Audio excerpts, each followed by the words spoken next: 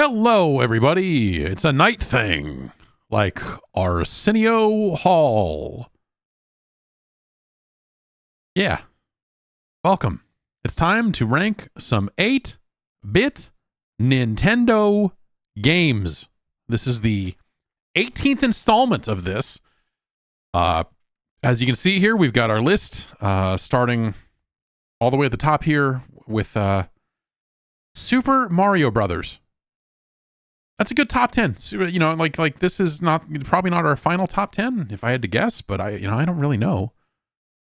But this is some solid stuff right here. Super Mario Brothers, Rygar, River City Ransom, Contra, Gun Dot Smoke, Super Dodgeball, Little Samson, Solomon's Key, Jackal, and RC Pro-Am.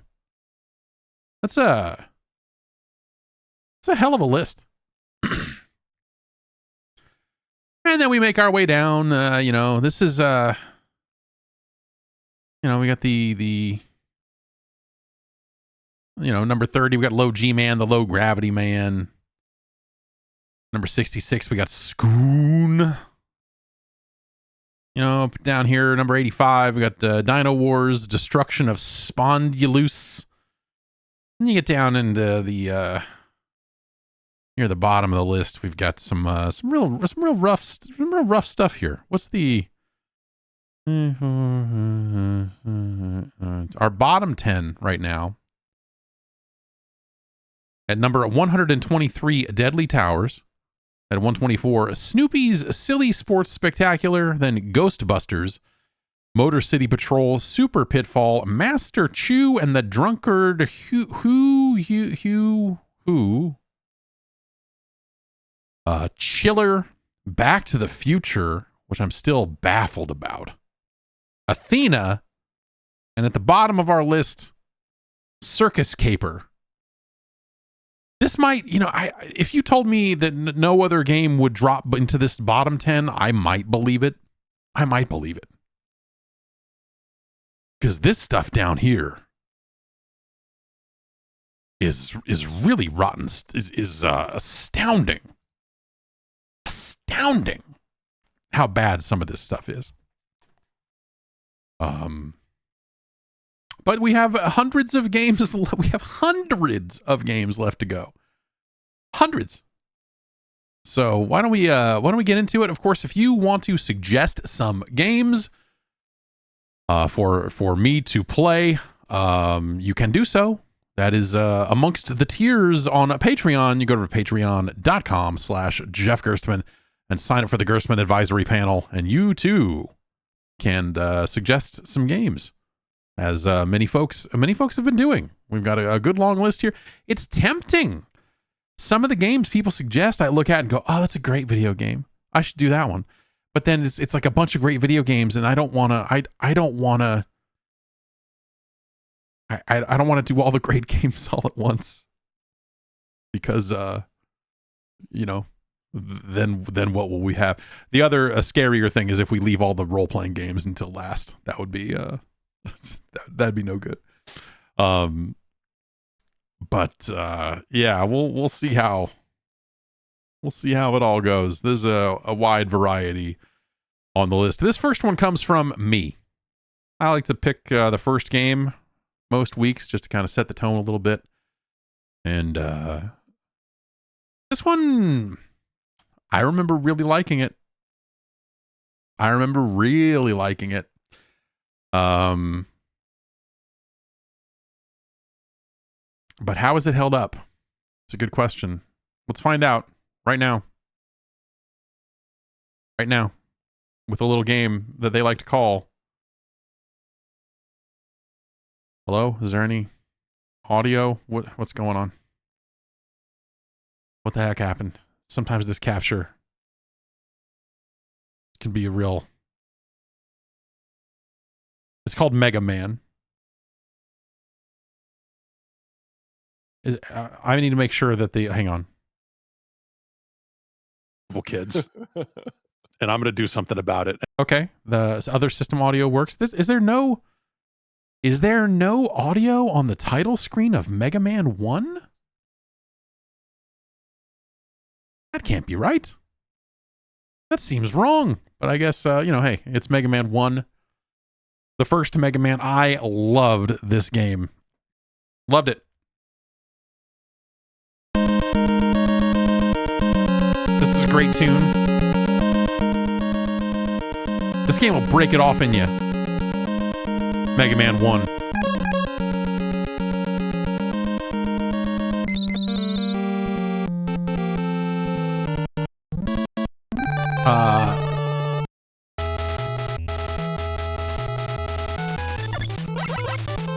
Obviously, a masterful franchise, but I find when I am out there on the internet, when I'm cruising on the information superhighway, when I'm doing 50 gigabits per hour on the old info bond,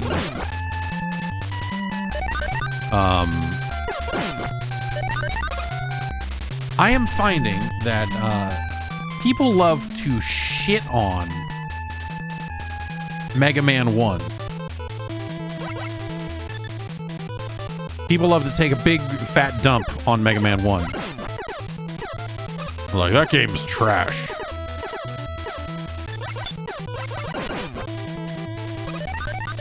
People like to forget it.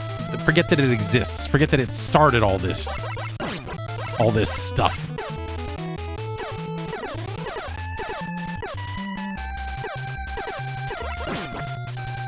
And I don't know. I really liked Mega Man 1. I really liked Mega Man 1 when it came out. I had a heck of a hard time with it because it's not an easy game. This is before they decided to do cool stuff like put passwords or any kind of multi-session support, I suppose we could call it, into a Mega Man game. And so this game, you were expected to finish it in one sitting. It had a score, as you can see, which is real weird.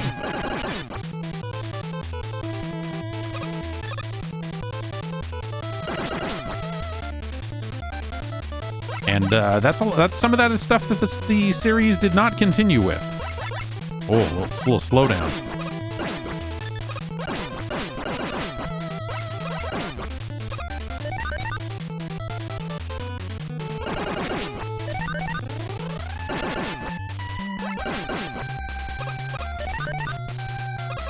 I wouldn't even bother collecting those things, but it has that little, with the retro achievements, it has a little counter for if I get 150. And I'm like, well, I probably won't get 150 of those in this session, but what if I did?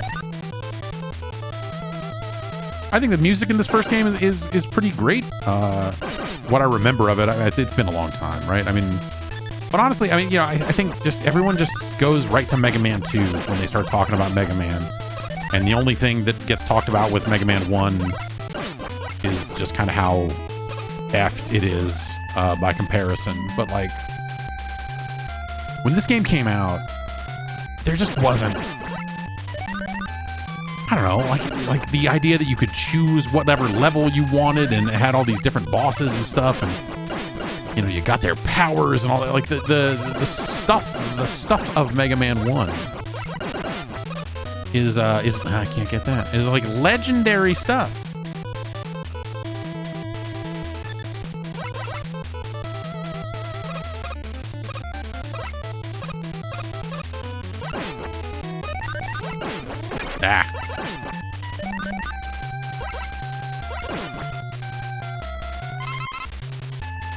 Power-ups look like big, weird, glowing footballs. Oh. Oh, I screwed that up. That's a really good noise when you get hit. It's like this, like it sounds a little bit like breaking glass, but then...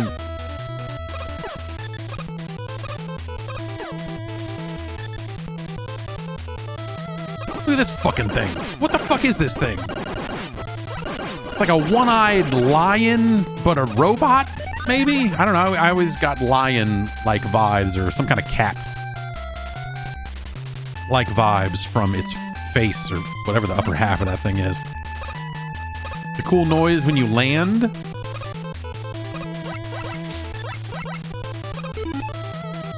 This mysterious menu, you're like, why? What is this about?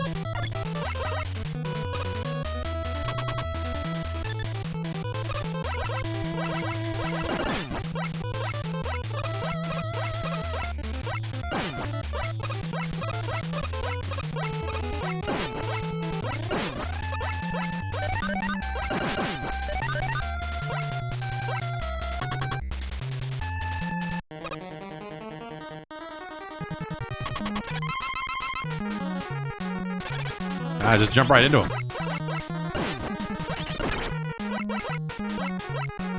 Oh, jeez.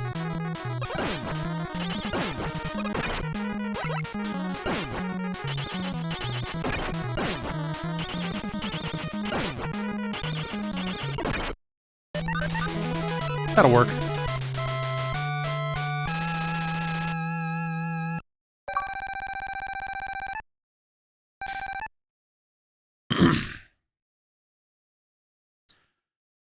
Okay.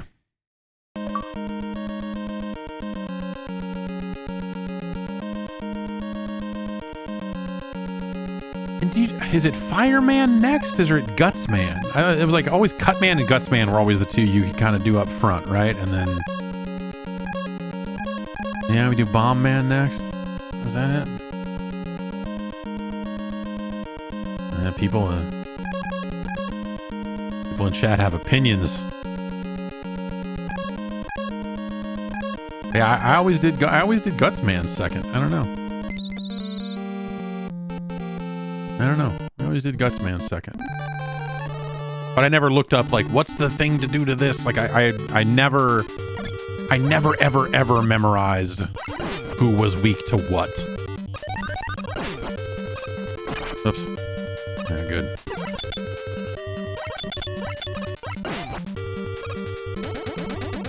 Oh boy. Yeah. All right, good. Yeah. Good.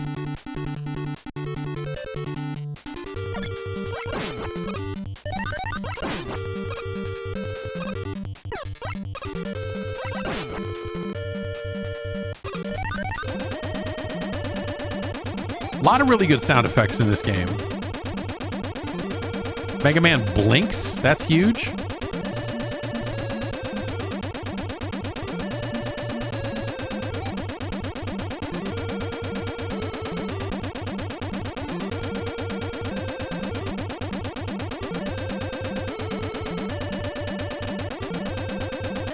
Oh, I got a little overzealous.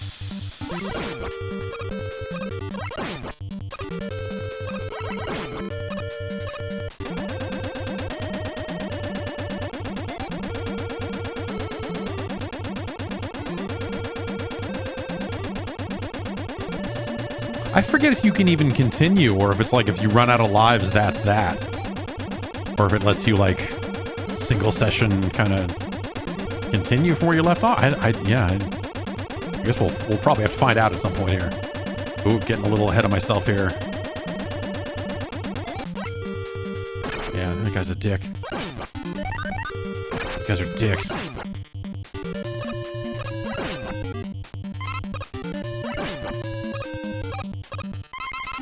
Always thought that thing looked like a football.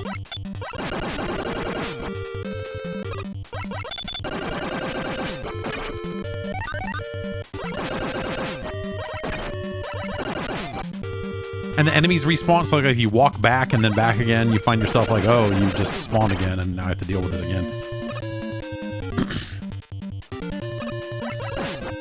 Oh, what do I want to say it's, oh, well, we're going this way.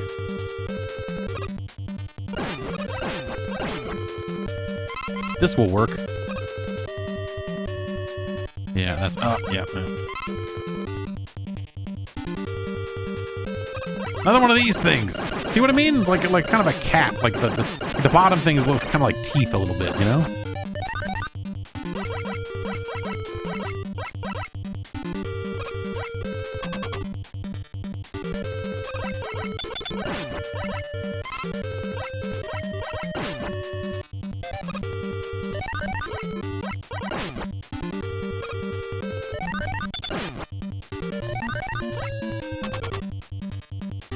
Well, I guess we should try Cut Man on this, but again, I don't remember. Oh, right. Yeah. That's, yeah,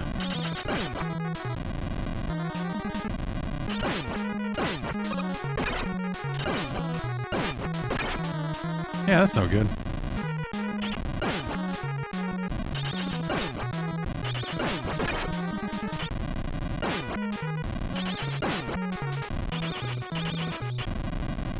Like, I can't really, I feel like I can't stay in the air long enough to avoid...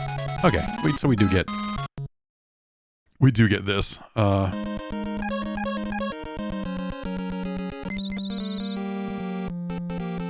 Bomb Man. Not Bomber Man. Chill vibes with Bomb Man. Just...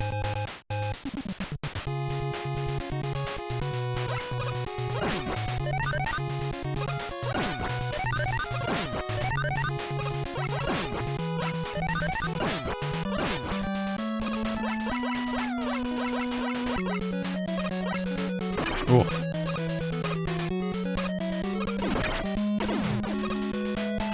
These things are dicks.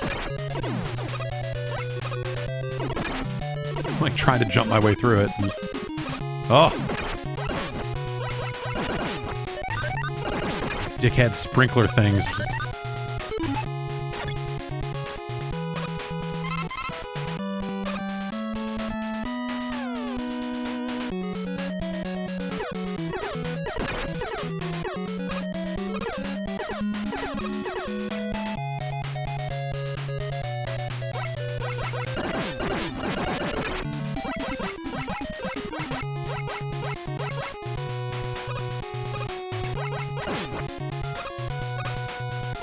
These bullshit bullet bill knockoffs. Oh, I did it!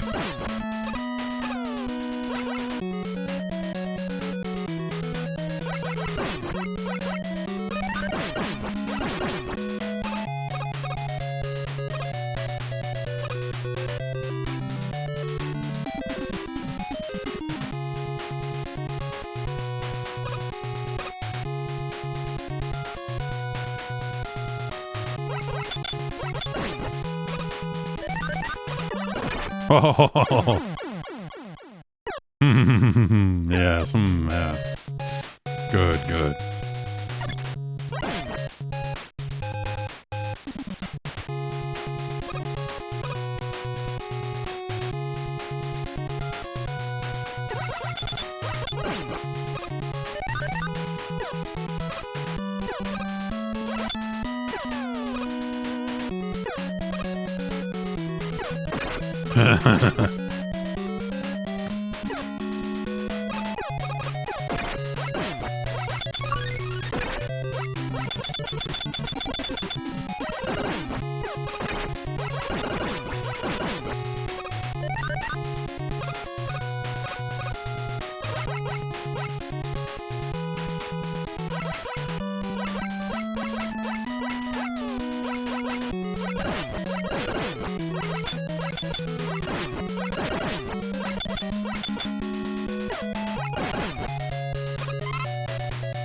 Okay.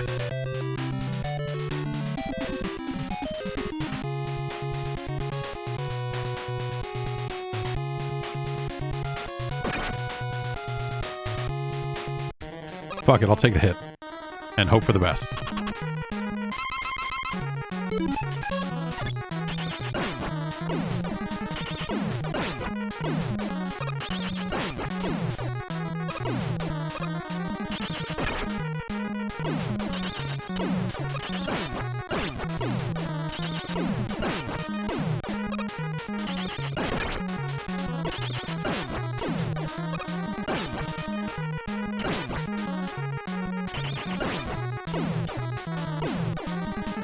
Oh, I'm fucking this up.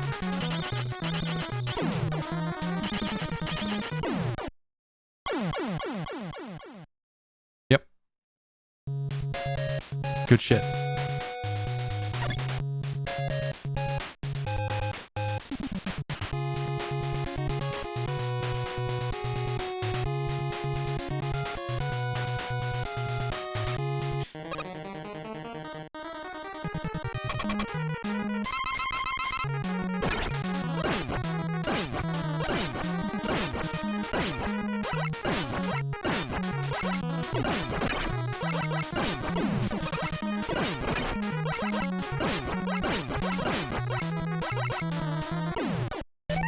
Easy.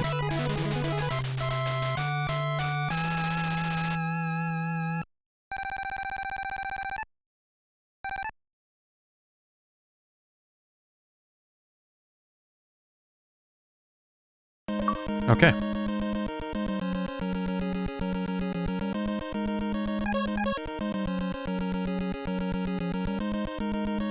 And then does you do Fireman, and then a Fireman takes out Iceman? Is that it? Oh hell, I don't remember.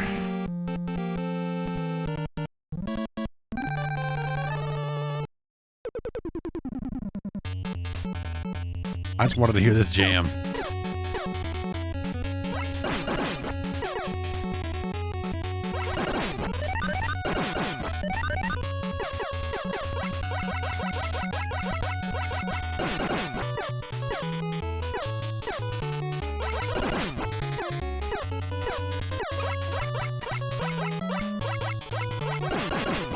Oh, right. These fucking things. You use ice to freeze those things so that you can fucking not have to deal with them. Right.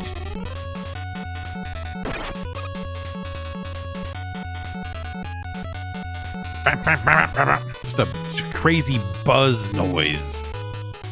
You heard me.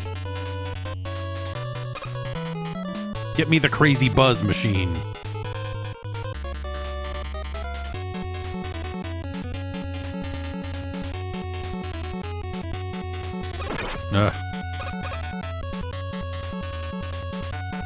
Yep, good.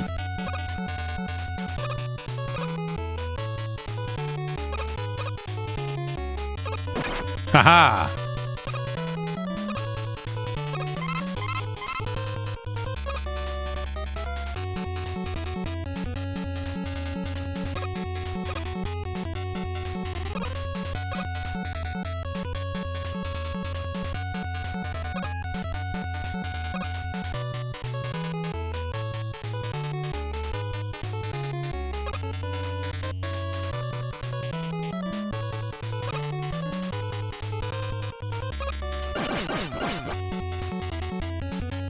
Oh, jeez.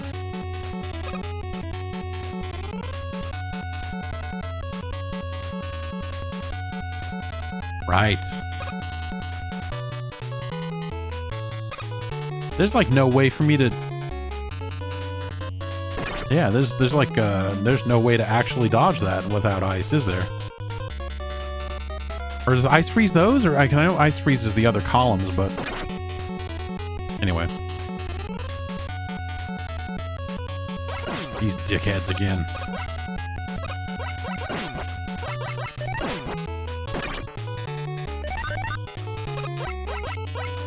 I think this game is cool. I don't know. Like, I think that's, maybe that's a bold...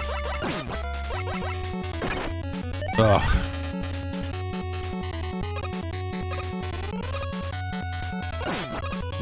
Drop something other than that.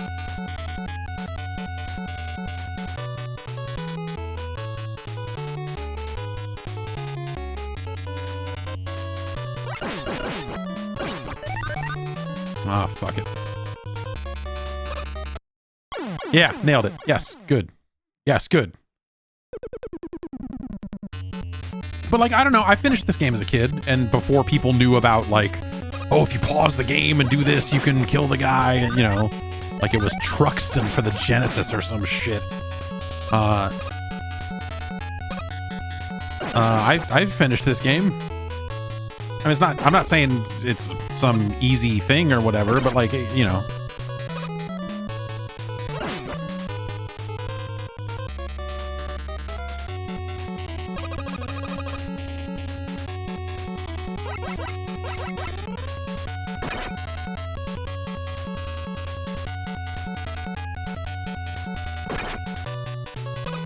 Yeah, I don't think there's any, anyway. But when this game came out, it was incredible. Like, you know, there wasn't really much like it, really. I mean, you know. And, well,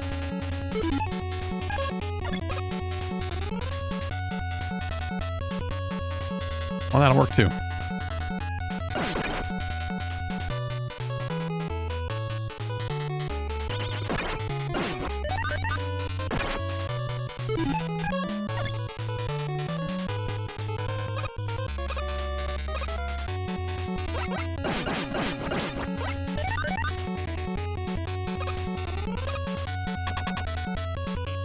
Yeah, so there's absolutely some stuff in this game that is straight up bullshit. I'm not saying it's like some perfectly balanced, like amazing thing. Like they got better. These games definitely got, and not just, you know, like, oh, they chickened out and made it friendly or whatever, but like they just, you know, for my money, and we'd have to go back and you know, we will go back and play all of these games, but for my money, you know, that Airman stage in Mega Man 2 is... Mega Man doesn't get much better than that. Y'all care about any of the stuff I got? No?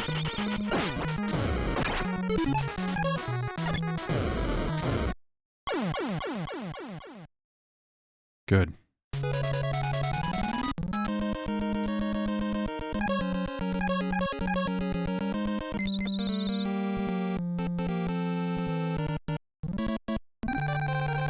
But, you know, so many things, like, obviously, like, that music originates here. There's, you know, there's...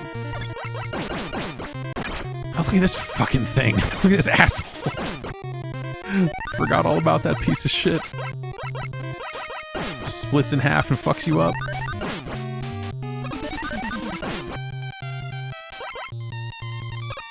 Oh, this is great music. This is great music. But yeah, you know, there's kind of a lot of slowdown. You know, it's an 87. It's a 1987 kind of game.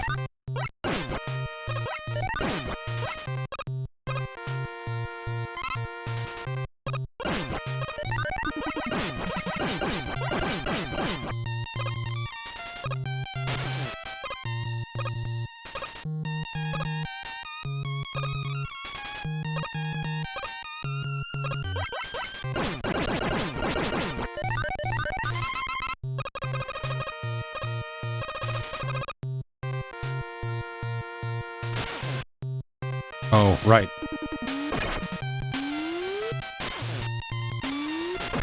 Welcome to fucking asshole world. Fuck this game. No, can't even hit this fucking piece of shit just to get him out of my life. Get over there. All right.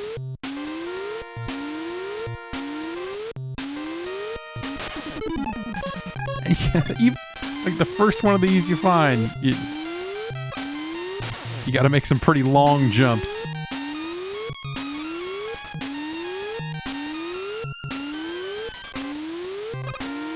Oh boy.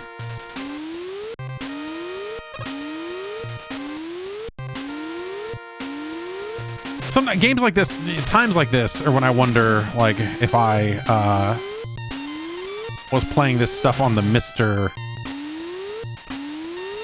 would the lower latency on the controls or anything like that matter for, oh hey, hello, for making these jumps, or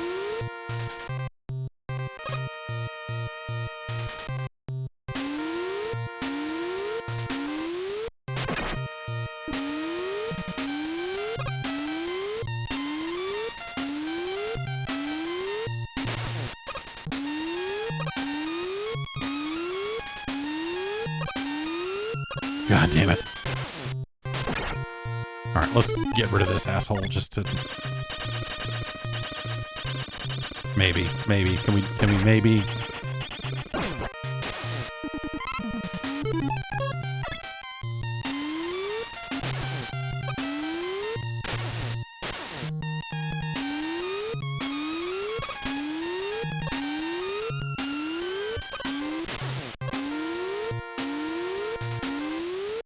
Oops, yeah.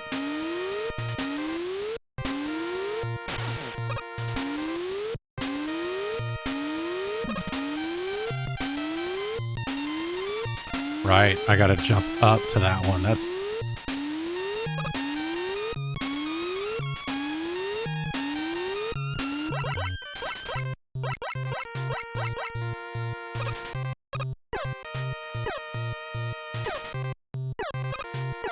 I like that they made these guys shoot just to make this part a pain in the ass. Like, oh, you have to worry, like, is one of these things gonna shoot me when I jump to the next one?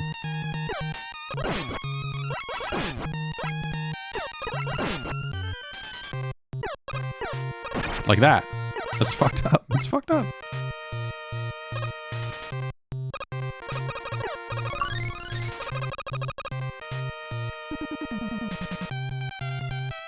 Okay.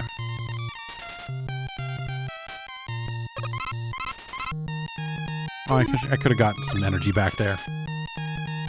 That's always like, you know, like maybe you should just fill up a random one when you get it and you don't have anything picked. That would have been a nice of them.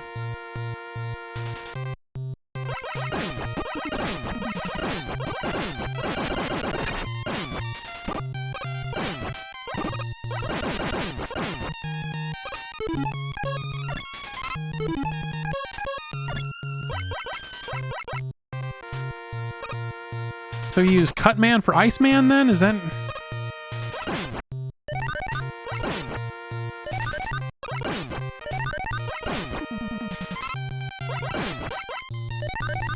Yeah. Cutman for Electman. Okay.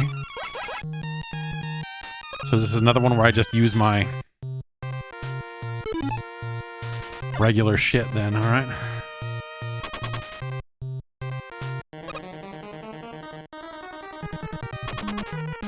I thought you did Electman last. I can...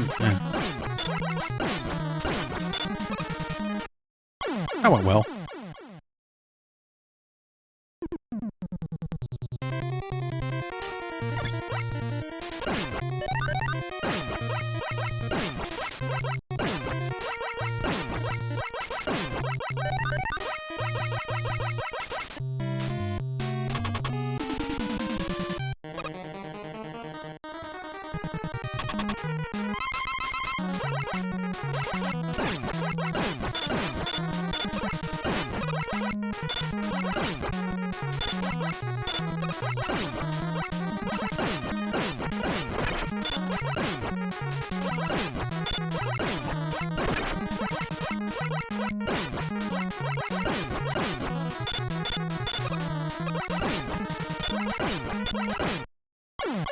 Yeah.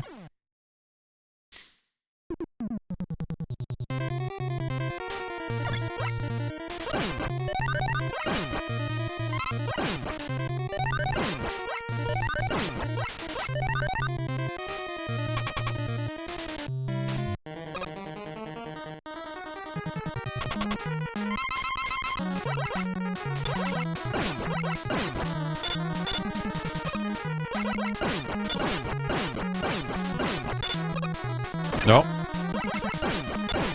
Everybody takes it out of you.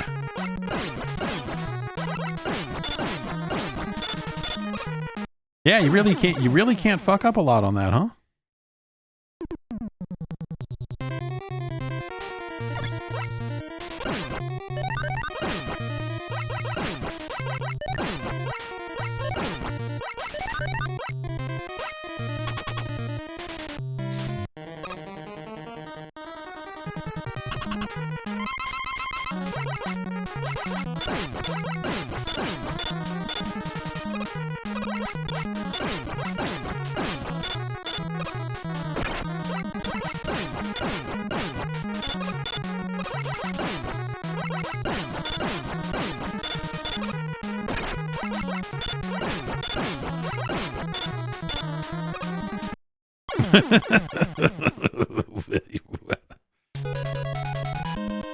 Alright, which one haven't we tried yet? Electman, I guess, huh? We'll try all the stages once. That was my goal coming into this, not necessarily, you know. Oh, yeah.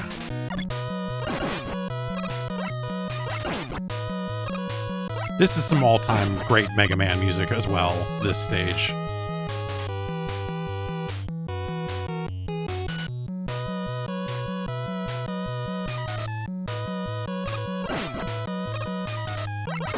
Man, these things suck.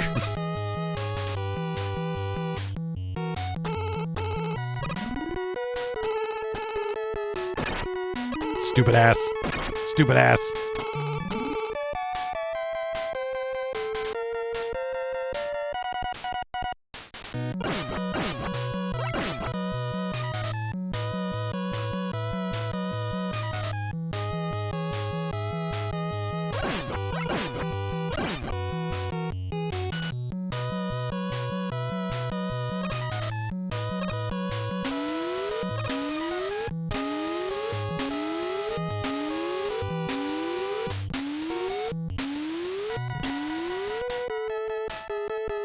Yay.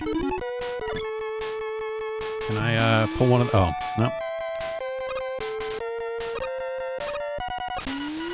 Like, maybe we'll catch it.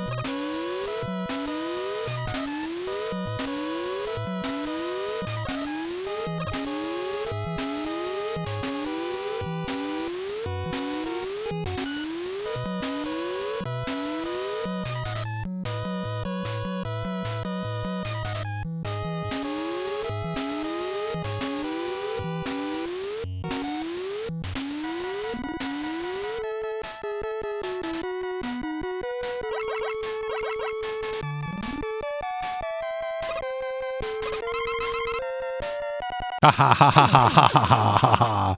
Saw that one coming from about 5 seconds before it happened. Like, I'm gonna get in there and not get out.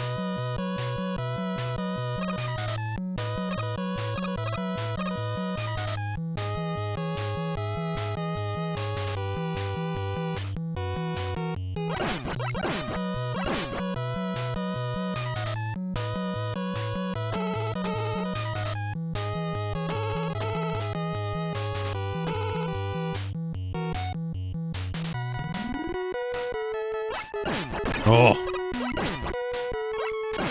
Once they start shooting.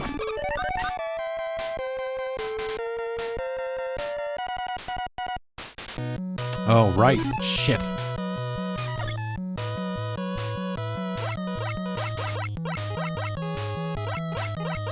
Well.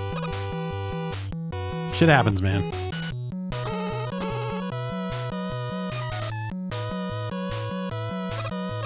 That's a cool idea. This weapon that it's an item that kind of you can use it to make your own platforms, which is fucking nuts.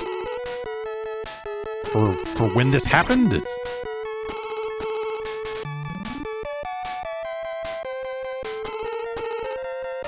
when this game came out, it's such a fucking crazy thing.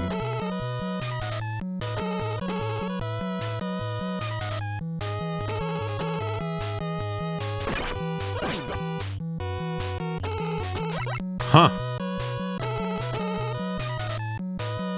So do I have to go down and go up the left side instead? Is that what it is?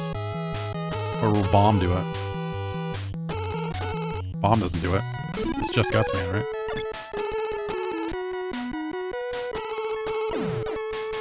Yeah. That ain't gonna do shit. Brutal. Brutal!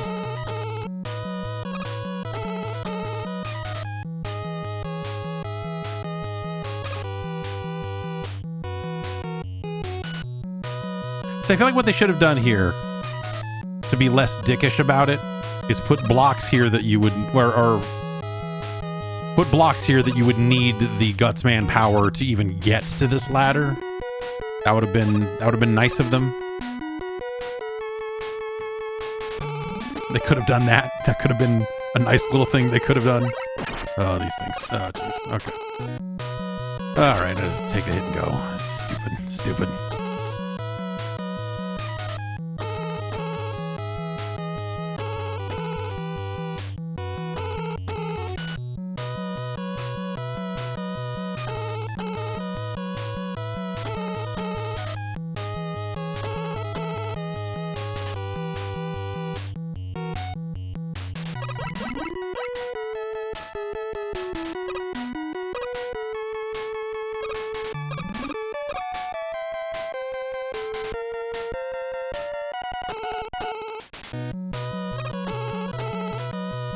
Sometimes there's screens in this game like this that's just like, I don't know, not a great... There's just not a lot happening here. You know what I mean? For this to be a whole screen.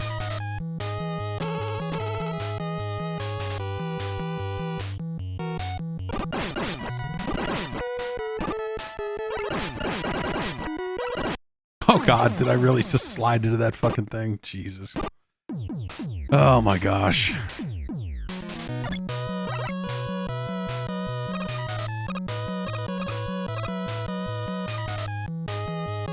Oh, you put me back at the first one of those with the... Yeah, alright, yeah. Oh, right, I don't necessarily have to go this way this time, do I? Well,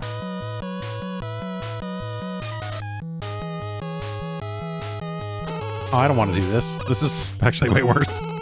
Stupid ass. Oh. No, and I'm doing bad. And I'm doing bad. All right. Let's just take that hit and then hope that we can get up here and just forget that any of this ever happened.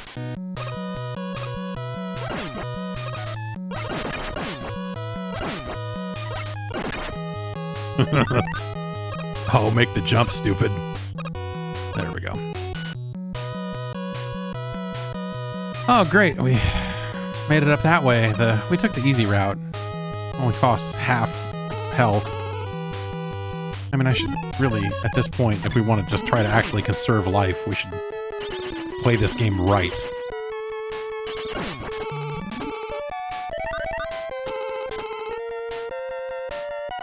But that was a level of patience I never really had as a kid, and I finished this game then.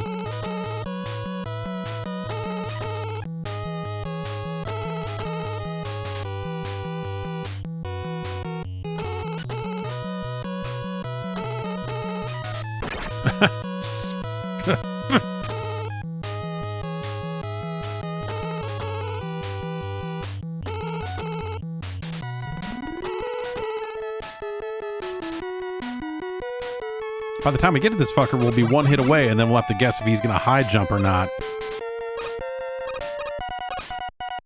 to decide if we live.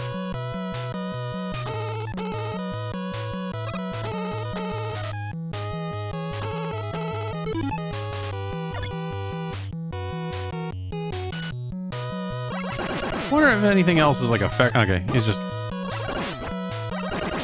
You know what?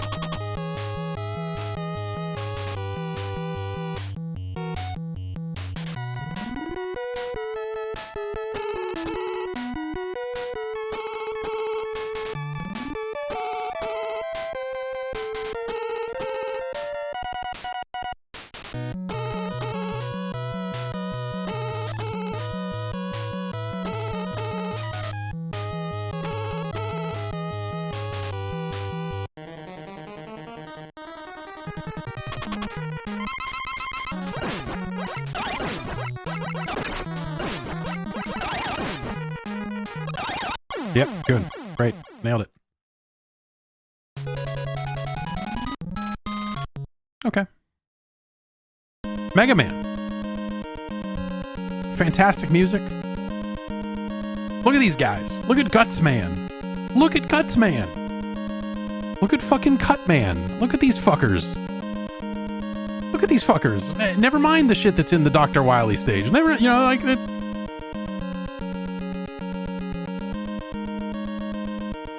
Like, that shit is crazy, too.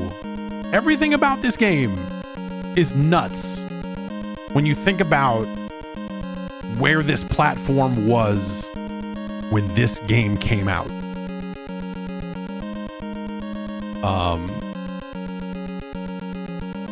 Like, I don't love Mega Man. I don't. After all these years, after all these games, after all this stuff, I think that they... you know, have really, yeah, they, I don't know, watered it down, something like that. I think that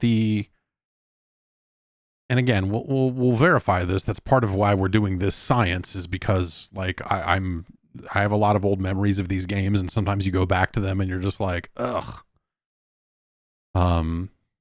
Mega Man 1 is exactly what I remember it as being. You know, like it's hard, it's unforgiving. And of course, it doesn't have a password or anything like that. So you are supposed to finish it in one sitting, which is, you know, fucked. It's a little fucked. But like when this game came out, it was so much deeper and more like it just felt like it had so much more going on than the average game. And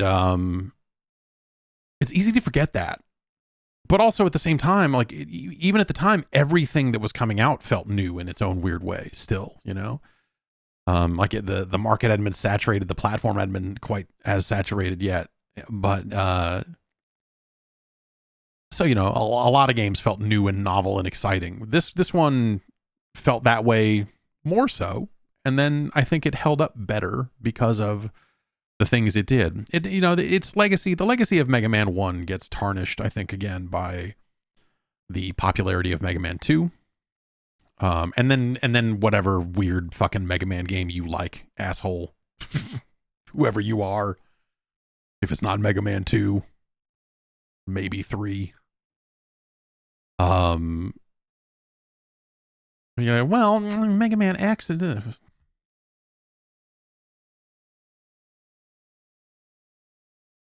Mega Man X sucked. It always sucked. It was always like why did you make Mega Man bad? I know it was already kind of like running off the rails a little bit. Like you had 3 really amazing games, and then you kind of like 4 kind of came out, and you're like, all right, I don't know. Like at some point we got Pharaoh Man or something, and you're like, I don't know what we're doing anymore. I get it. And then you're like, no, man, we got a new edgy fucking Mega Man for the idiot kids that didn't play the good Mega Man games. Mega Man X is for children. I'm not saying that from a difficulty setting. I'm saying that the things they did to Mega Man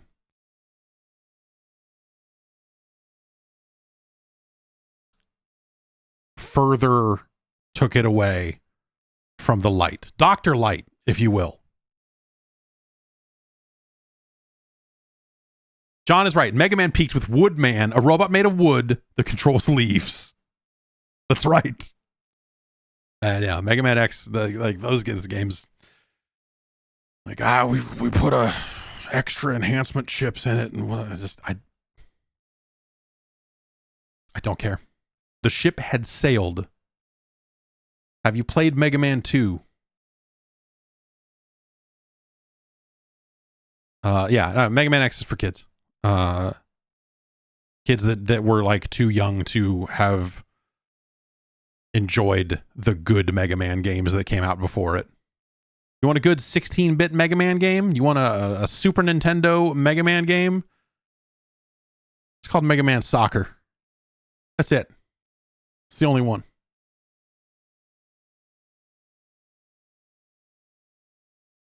It's okay to be wrong. You can be wrong all you want.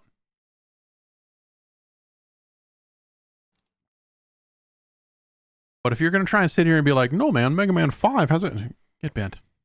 Go away. Psycho. Mega Man 1's a killer game, but at the same time, it's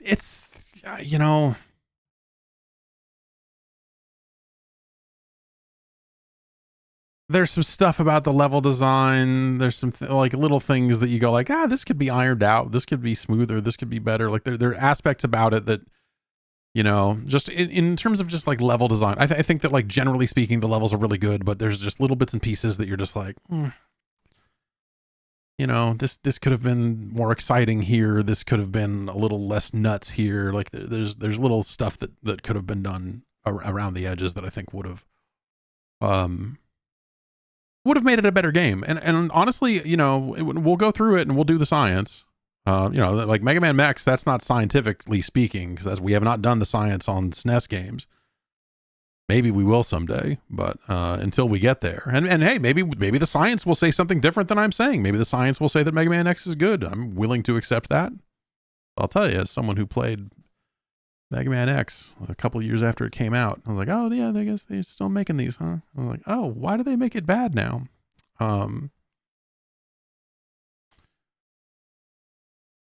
Was my pure feeling at the time. But this is cold hard science. So cold hard science says this. Yes, Mega Man 1 is better than Dino Wars Destruction of Spondylus.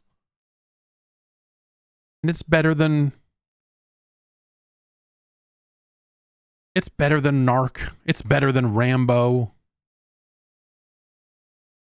I might even dare to say Mega Man is better than Urban Champion.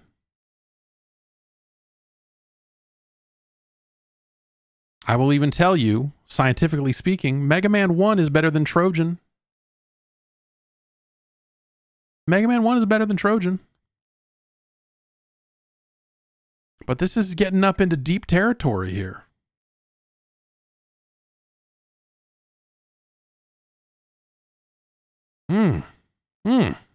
Is Mega Man 1 better than Commando? Yeah, it is. Again, Commando, all of its cool secret rooms and all the stuff they did to make it more than the arcade original, very valued. Very valued. And that's why it is so high on the list. If this was just an arcade port, you would be like, oh, okay, yeah, it's 4 levels and you're done. Why are we even talking about this? Is Mega Man better than Kung Fu? Yes, it is. Is Mega Man better than Kickle Cubicle? Yes. Yes, it is.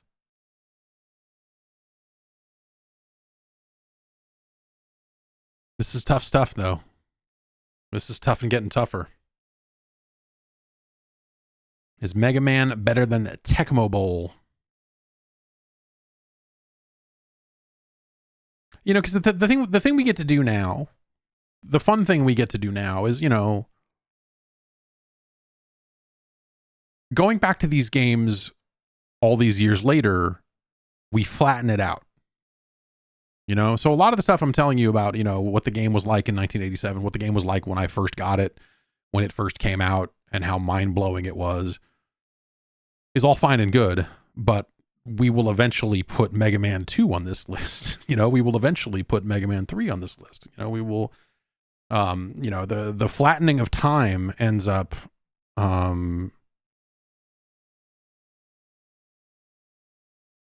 ends up, you know, kind of having a weird effect on this. Because if you were like, oh, well, what about games with the most impact? You'd be like, well, Mega Man 1 probably had the most impact, though also you could probably say Mega Man 2 perfected the formula that they went with from there. And so it ends up being kind of a toss-up between those two, right? Mega Man 1 goes ahead of Tecmo Bowl, which is brutal, but that's what the science says. Is Mega Man 1 better than Cobra Triangle? Cobra Triangle is some weird bullshit at times. But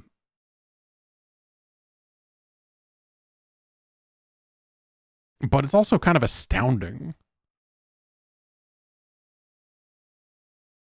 You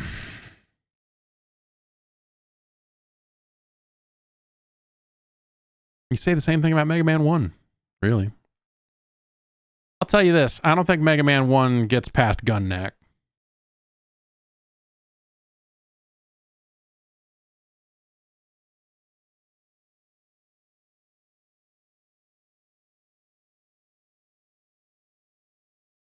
But it does.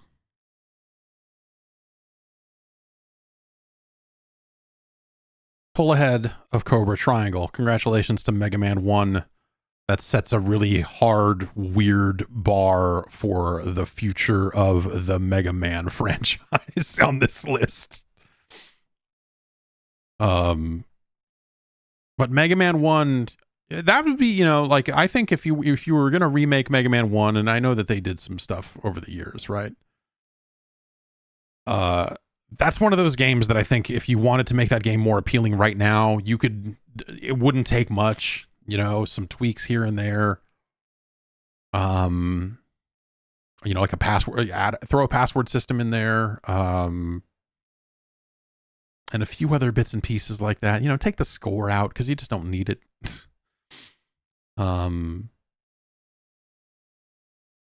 Just, you know, if that game was like 2% friendlier, I think that's kind of amazing, but whatever. Mega Man 1, kind of amazing.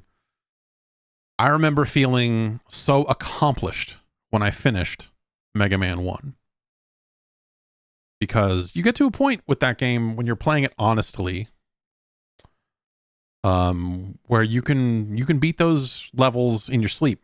You blast through the early levels and get right to Dr. Wily's stage, and you're like, okay, now what? And I would bang my head against that so much and eventually have to turn it off and come back to it another day. And, you know, like, just,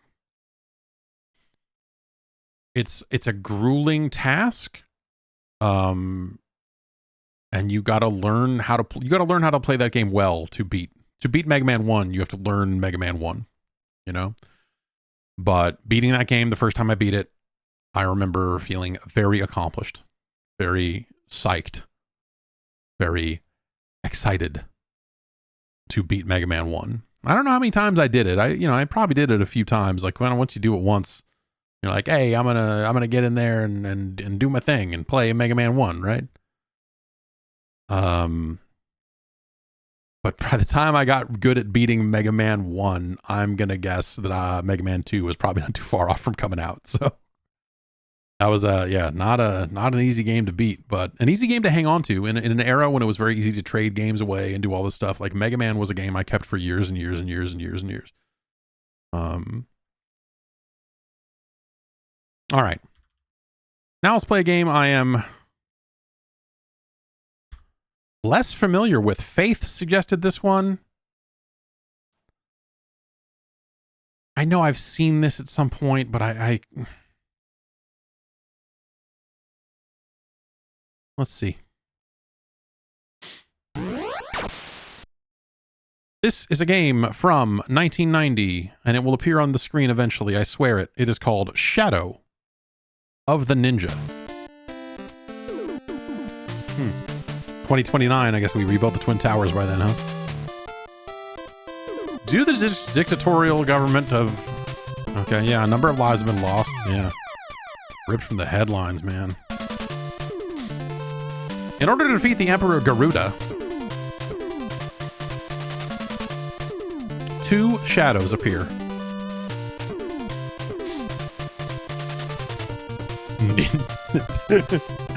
Ninja, they are called.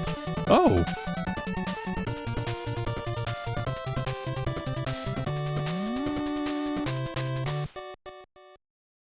That's it. That's the whole story. You need to know anything else? Fucking read the manual or write it yourself. Oh boy. What about Hayate?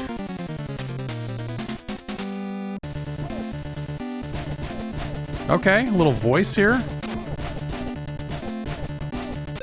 Do we have any kind of menus or anything? Okay, it doesn't look like it.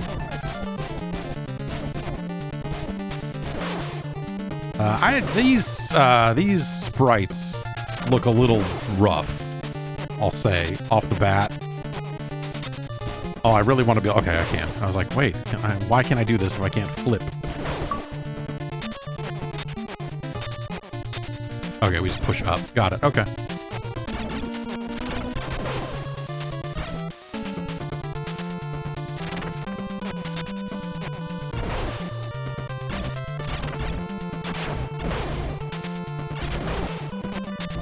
Oh, we got a little, we got one of these jobbies. Okay. Yeah, like a ninja would have.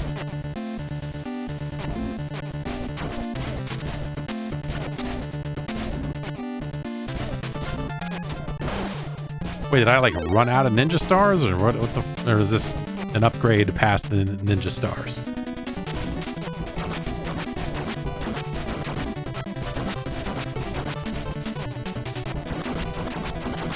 This guy's a big Call of Duty player. Loves that knee slide. Loves to get down his slide. Tactical stance. Palooka. Alright. Limited ninja stars. Already not a fan. Yeah, I think there's something about the look of... Oh, jeez. I just get pinned here. Oh, that's funny. Like, that doesn't even do damage. He's just like, I'll push off the edge, buddy. Suck it, ninja. Whatever it is you're called.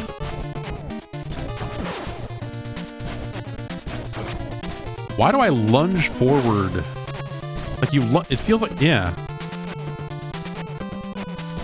You lunge forward a little bit on attack. When you're jumping forward, it seems like you, oh jeez. Okay. Okay. No.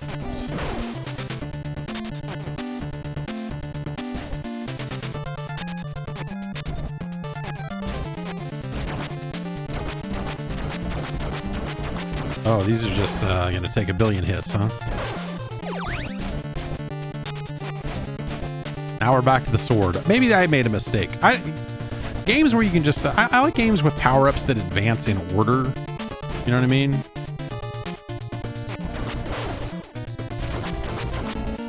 But I guess this probably hits harder or something, right? Ideally, they... Oh. There's something about this game that is really rubbing me the wrong way. Like, it feels like a busted Ninja Gaiden in a few ways.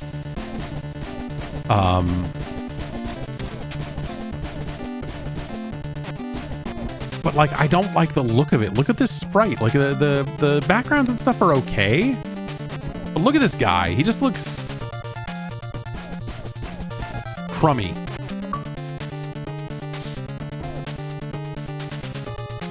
And the running animation, I think, looks especially... Looks a little homebrew, if you know what I mean. Like, there's just something about the way this guy runs that you're just like, oh, did you, like... Is this a Ninja Gaiden ROM hack that you decided to... I can draw ninjas? Oh, there we go. Look at that. Oh, jeez.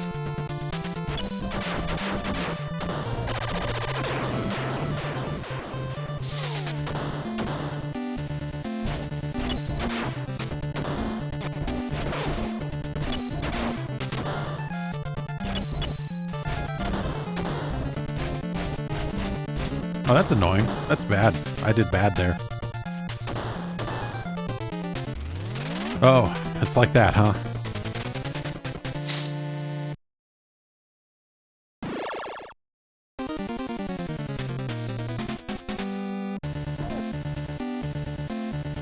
Yeah, this running animation really, I think, looks crummy.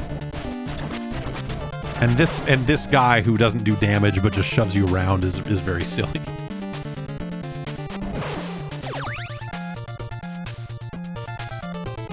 Music's fine. I don't know.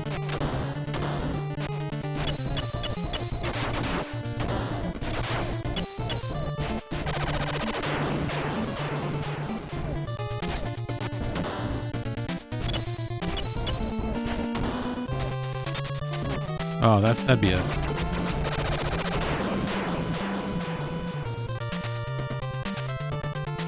Oh, we're just going for a ride up here, huh?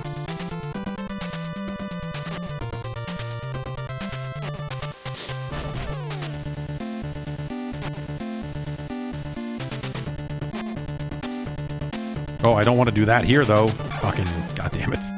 Oh, okay. That's fair. Hey, that's, you know, for what the time that this guy gets 1990. But like, having that not kill me, that was nice.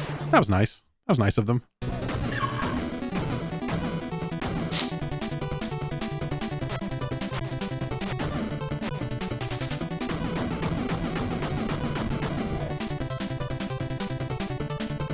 Fighting Gold Rock? What the fuck is going on here?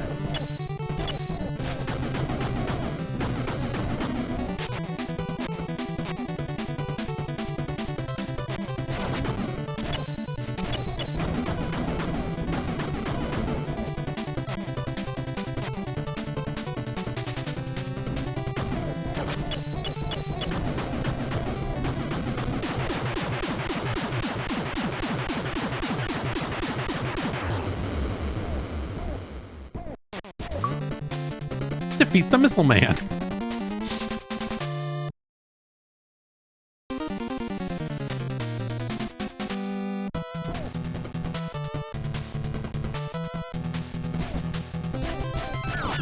Wait, you tell me they got ninjas too?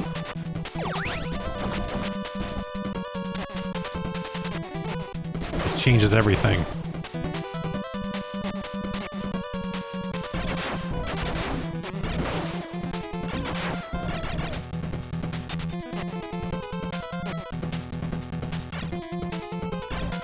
What the fuck?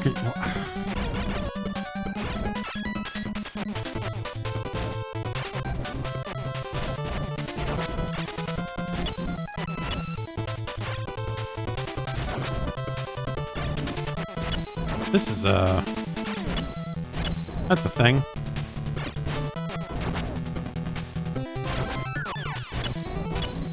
This is annoying.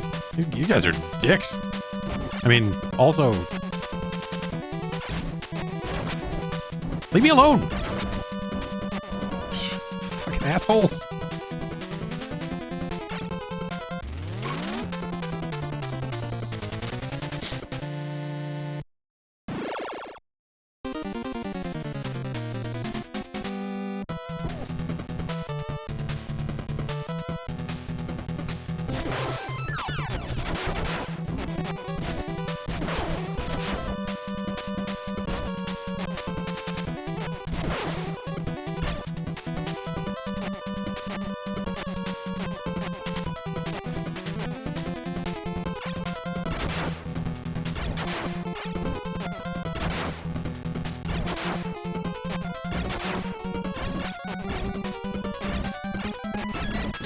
Like I have no recourse there.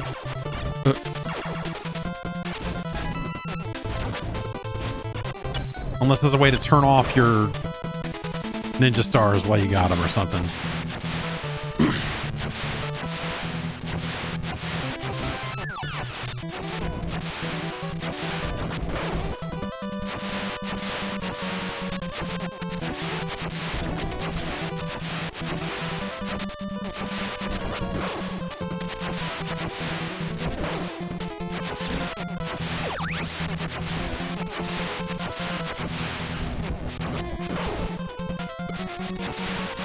This guy's like, I got a boomerang.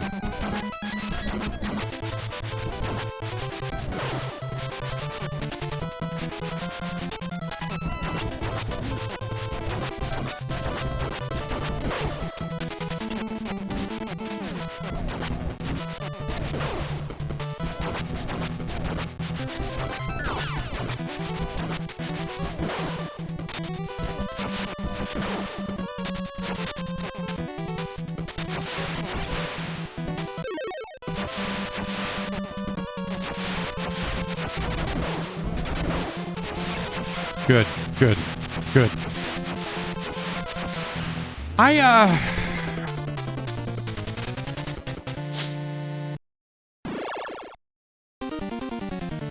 This game has a few ideas in it, but I really...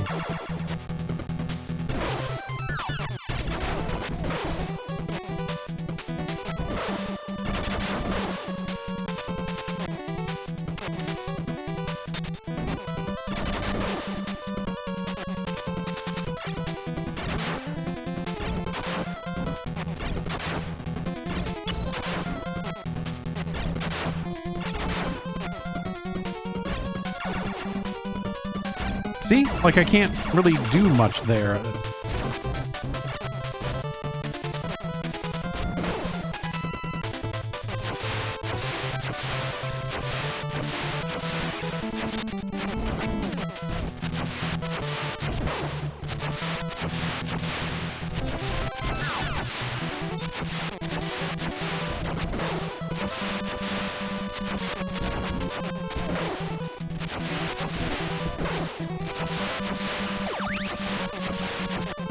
I'm not sure that this is the right weapon to have, ever. Because the hit on it is weird, you know, it's just the tip of it, so it kind of has its few frames there where it gets out there and hits, but...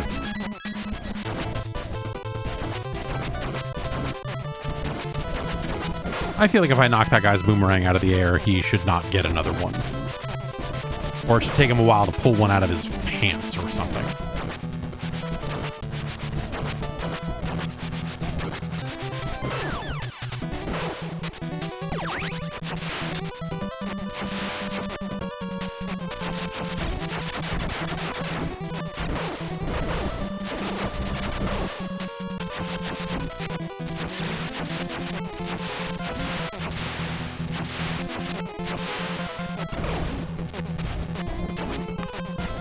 Oh boy.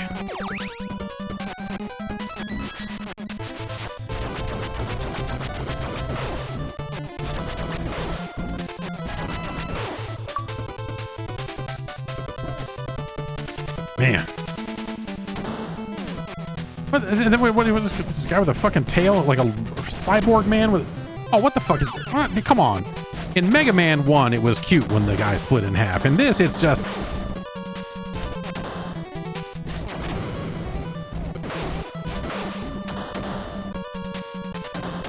Yeah, I don't know. This game, it has a couple of ideas, but it feels like it's just lacking charm. Let's try the other character, see if there's any difference.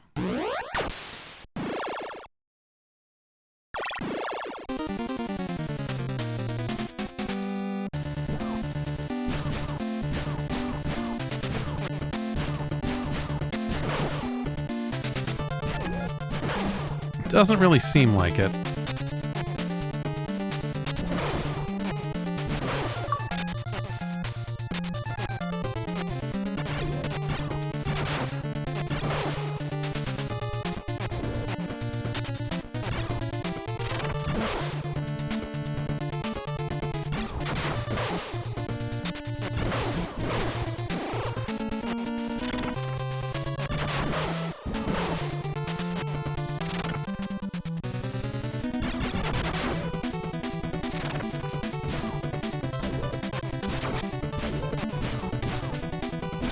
Yeah, see, like, this thing doesn't... This thing's got a range to it that is annoying. Suck it, Palooka. Yeah, alright, that's, Shadow of the Ninja... Yeah, man. It's no low G man, the low gravity man. That much is clear.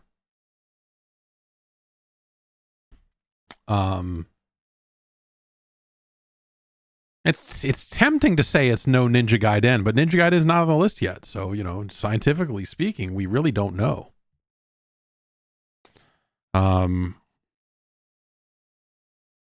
Is it better than Rambo? I don't think so. I think Rambo has an ambition to it. That you have to...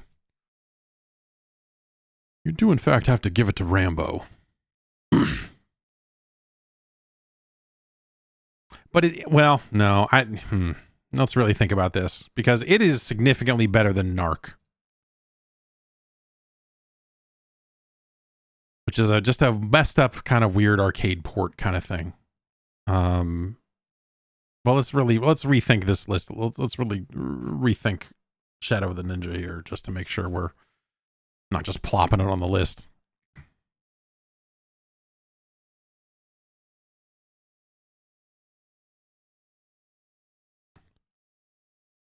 Yeah, it's no Dr. Chaos.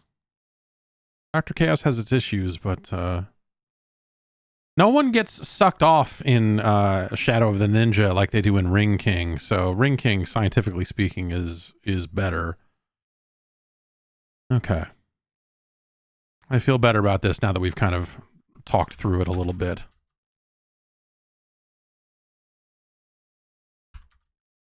And so we find it as our new number 57.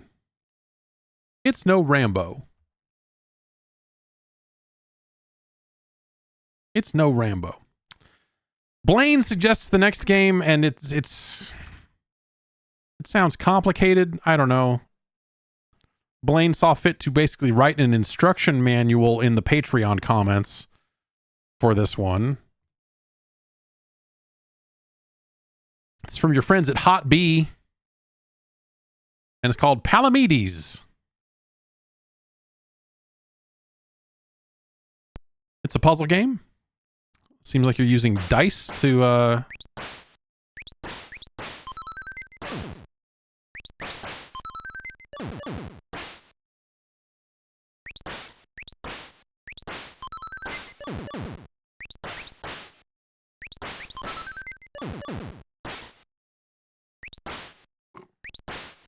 so there's sort of a, I guess maybe a Yahtzee-esque component to this, where you are, if you're getting 3 threes in a row, that's something, but also getting a straight, like a 1, 2, 3 matters. Blaine also said you kind of have to hit down on the D-pad to cash in your... Oh, I can just switch? That seems...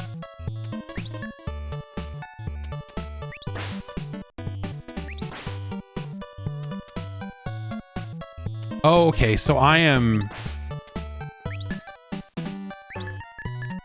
Okay, this is not how I thought this was gonna go. That's, okay.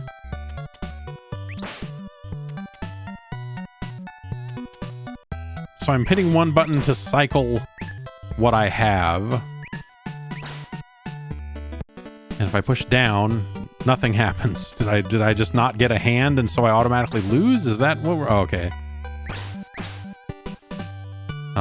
So if I get the 1, then the 5, does that count as 3 in a row? Or do I push down?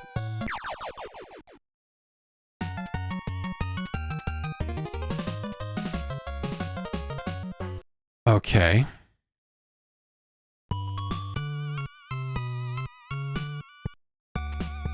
Okay, let's get these 3 2s. And I push down on the D-pad, that cashes it in. Got it.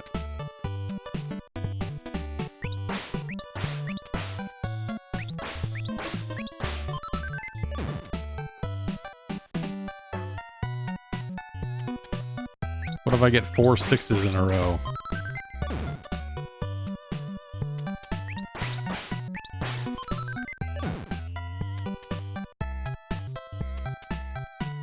Okay, there's no immediate line there. Should I wait? Okay. So if I get these 1s, and then I get these 6s, that's something.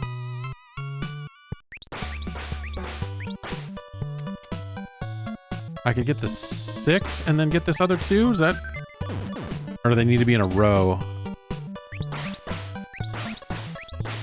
Look at that.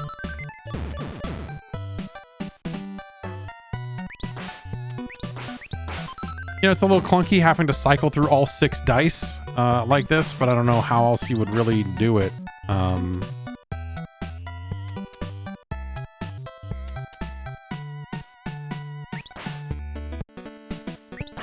I don't know why I'm doing that. Let's get all these 4s.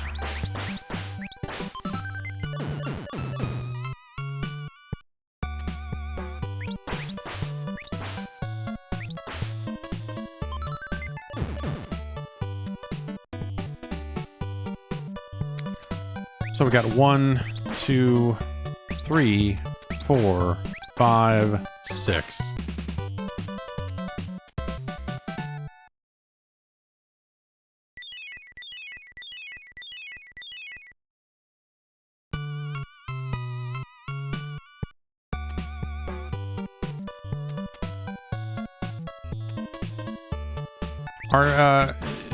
Is it gonna work like that? If I get...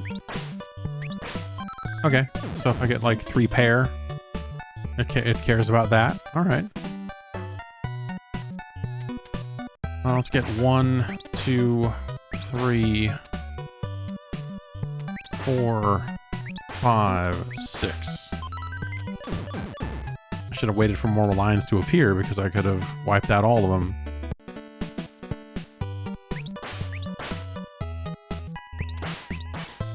I wonder if I could have gotten like 2, 3, 4, 5 there, if that would count.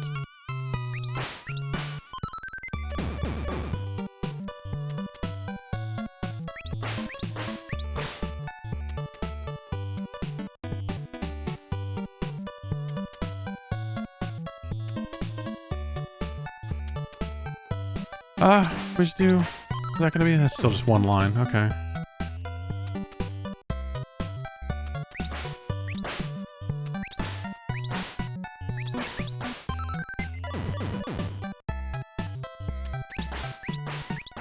Do you remember a game on Xbox Live Arcade called Poker Smash?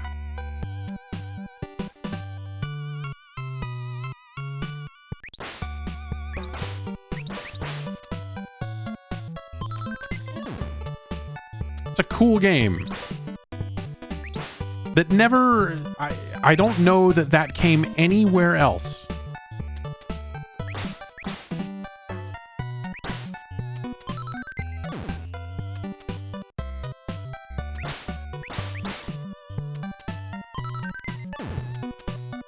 Oh, there's not enough here to... Well, I guess I can just pull the...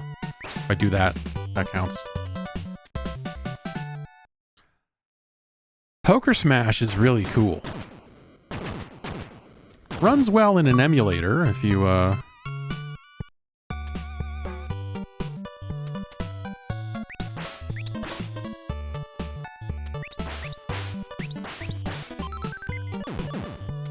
But that's a game where it's kind of a Tetris-like game, like not, you know, like a block game like this is. But you know, with poker hands of poker cards and such. What is that? That's a full straight, right? 1, 2, 3, 4, 5, 6. How many lines is this? This is like 4 or 5 or something? Should I just wait for them to appear so I can wipe them all out? 5 line. Okay.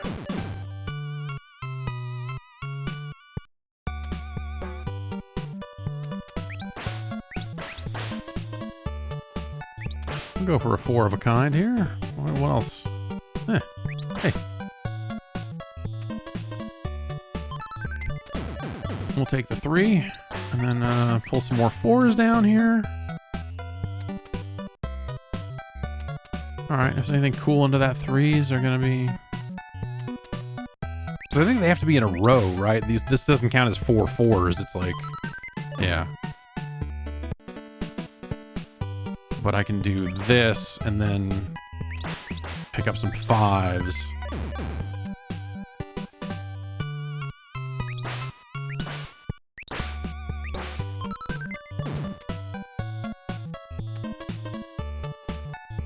Alright, what do we got?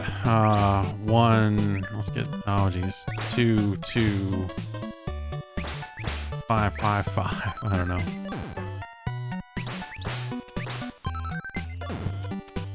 Alright, now we just have to suck these things off the line.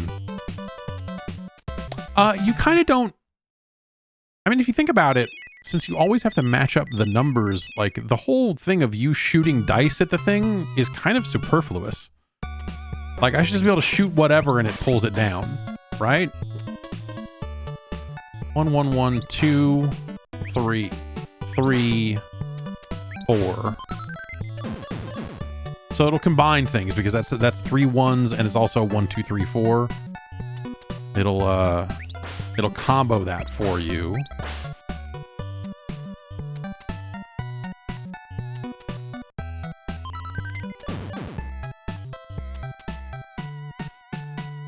Okay, let's just go 1, 1, 1.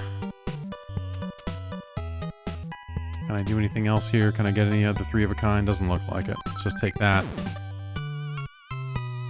And then do 3, 4, 5, 6?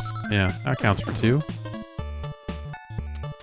1, 2, 3, 4, 5, and 6. Yeah, having to switch through this stuff to pull anything down is kind of weird.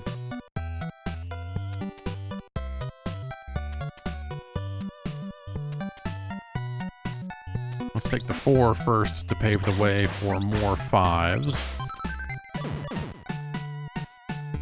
And we'll take 1, 2, 3, and then 3 6s. Let's get all these 4s.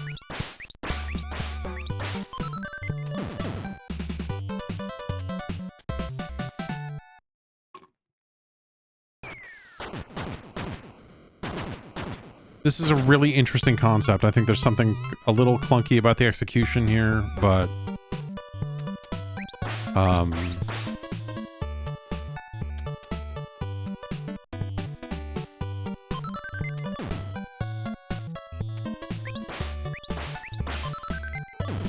I could have taken 3s to get... Oh well. Let's grab this 3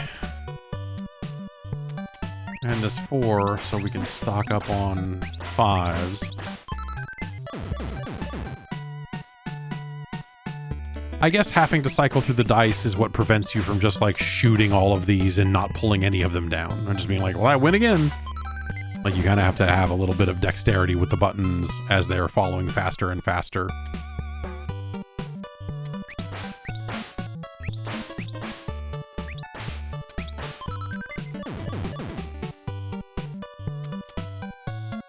Music's okay.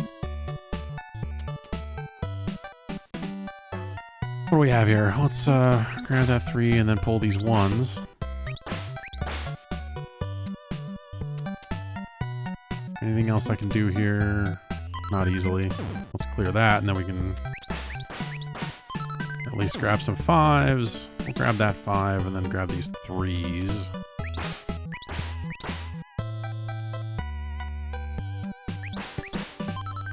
Yeah, that's nothing. Oh, that took away the 2 I was going to use for that. But let's...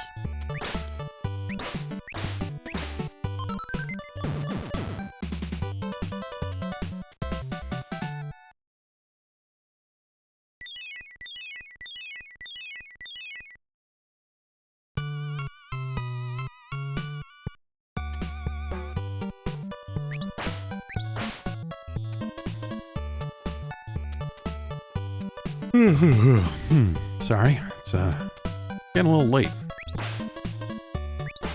Does 2 pair count for anything? It does not. It doesn't give a shit.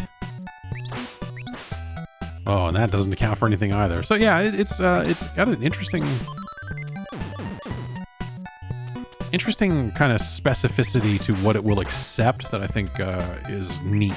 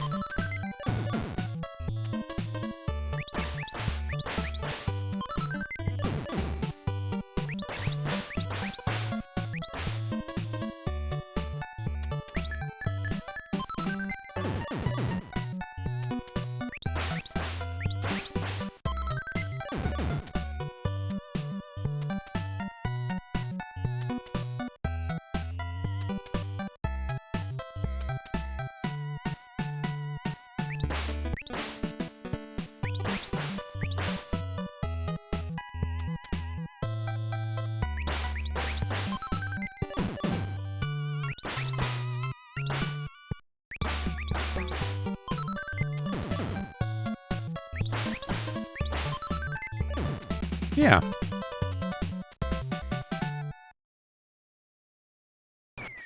Clunky, but like a really interesting idea. Like a really cool idea. Like there's a better...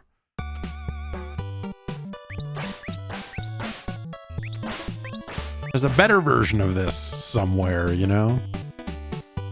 Maybe it's maybe there's an arcade version or something that is a little less weird.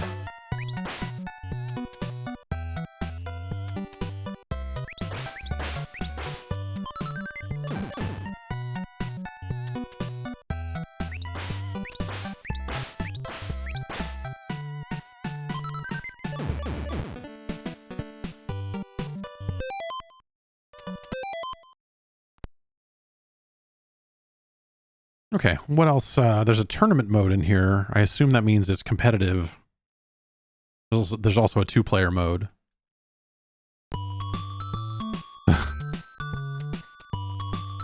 Fucking Palamedes first to 10s, man.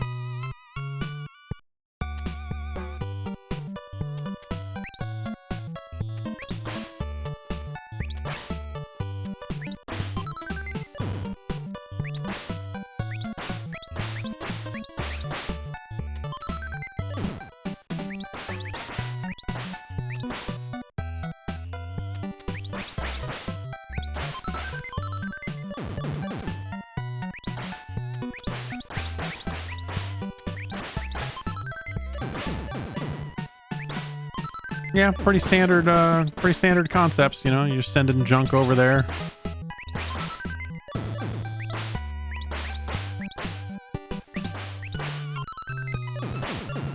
Cool.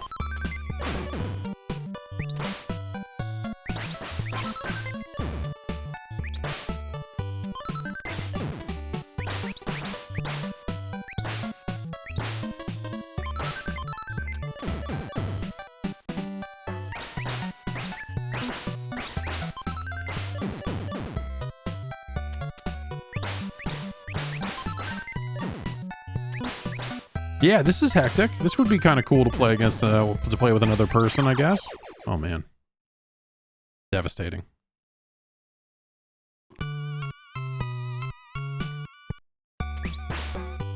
But yeah, it could use a pull. It could use like a button to, you know, like if I push down, like up on the D-pad or something to pull more blocks down faster. Like if I've got a combo in mind and I want to see if, you know, the dice are going to go my way to make that work, it'd be nice to just be able to like rush it. I could have done like a 1, 2, 3. I guess I can do,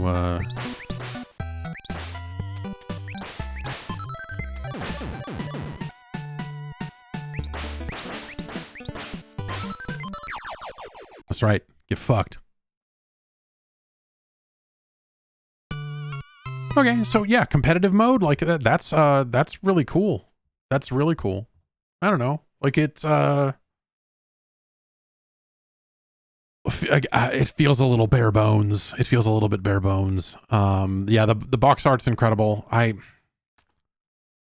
Did you know if you launch OBS as an administrator, it will not let you drag images onto its window anymore? Like you have to like manually import it, like for whatever reason, just, you know, running as admin breaks that functionality. It's super annoying. But maybe I can just do this real quick. Image, browse. I was afraid we're going to break something doing this, but. All right, what are we looking for? What was the file name on that?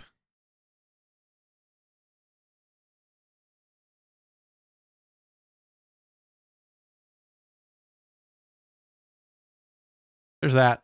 It's creepy. It's creepy.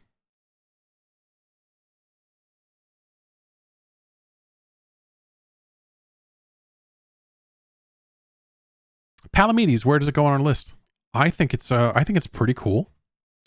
I think it's a fun type of puzzle game, like those types of puzzle games over the, you know, the kind of get the poker / Yahtzee type thing. I think is a cool way to go. Again, a little bare bones here and there, but you know, I take it over a Legendary Wings. I take it over the Bugs Bunny Crazy Castle. You know, it's better than a 3D World Runner, you know? Is Palamedes better than Slalom? Hmm. Hmm. Hmm. I mean, it's no City Connection. We know that. So we're really kind of dealing somewhere probably in this range. It's better than Astyanax. It's no Urban Champion. It's no Zombie Nation. I mean, the song is great. What would soccer be without that Zombie Nation track that everyone loves? That has nothing to do with.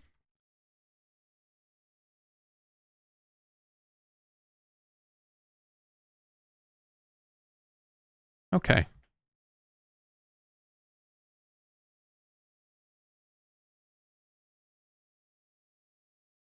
And so there you have it, our new number 38. Nice. Nice. Thanks to Blaine for suggesting that one. Martin suggested the next game, and I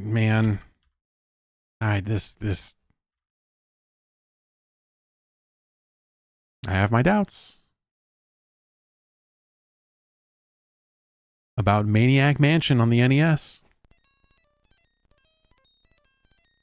I'm already disappointed with the sound.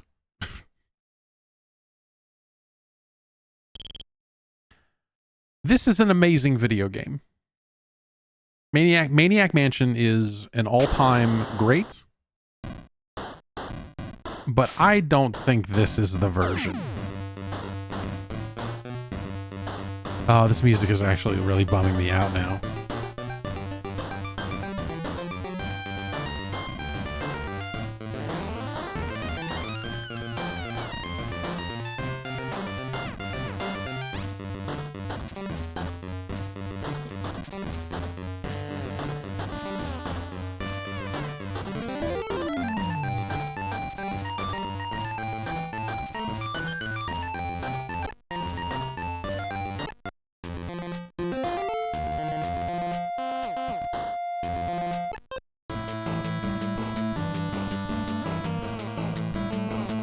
They all have all their own music in this one. That's interesting.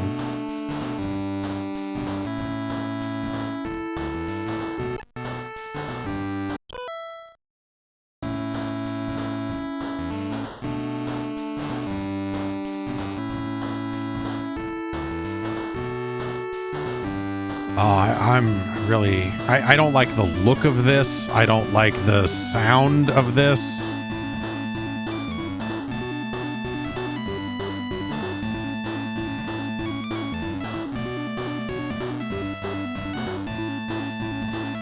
It's weird that they, this is like a point and click adventure game. It's a really weird thing to put on this platform to begin with.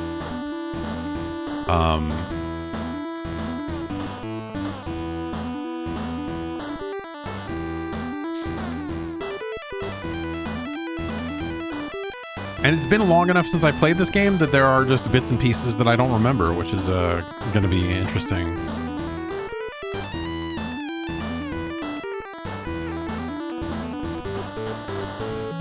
I just know that this was always the trio I picked. Okay, I was wondering if they were going to just give you like direct walking control because they're like, oh,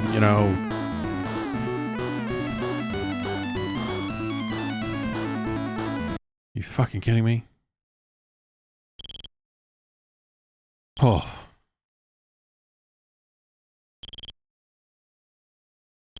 Why does it say go to instead of walk to?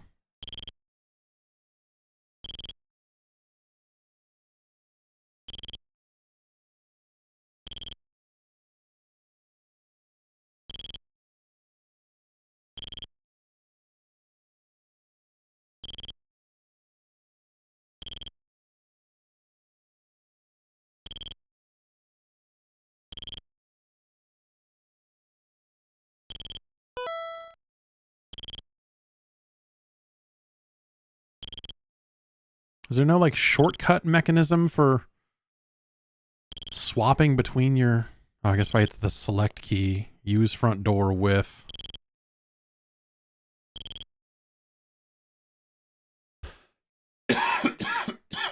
I really hope I'm not getting sick.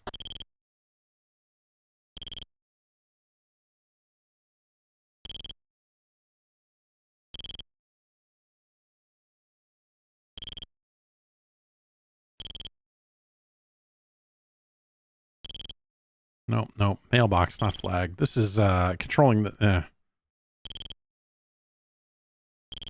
Alright. Use key in front door. How are the kids? Well, my daughter is sick so far, and my son has not been sick, and I feel weird, but also sometimes when I stream at night, I feel weird. So...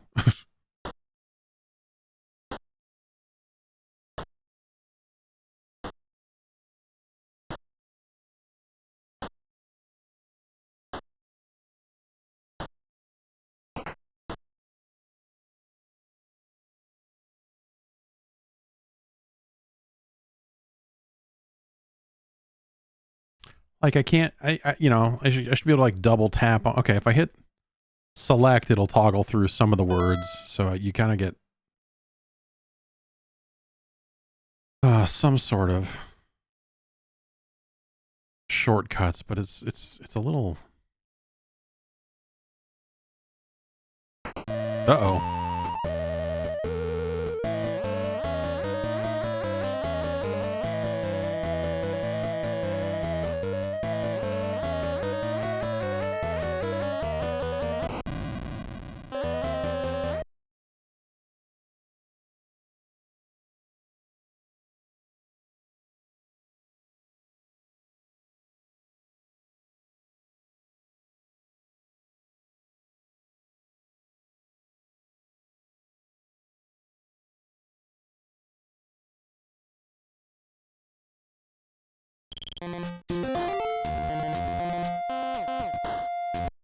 The something about the very idea of this game having like constant music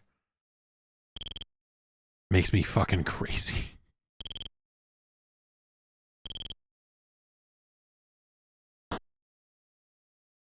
You can, oh, you have to find a key. There must be a key, but you can open the clock.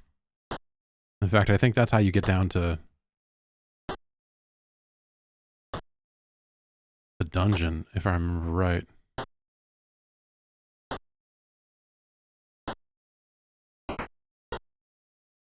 Yeah, like it not being like context sensitive to know like, oh, you're on a cabinet door, maybe you would want to open it. Like, well, whatever. Hey. Open cassette player. No. Okay. We don't have a cassette. Can we turn on? Yeah, good. Good.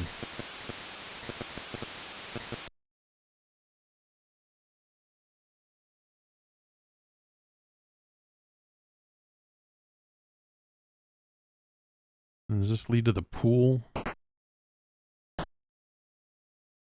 Oh.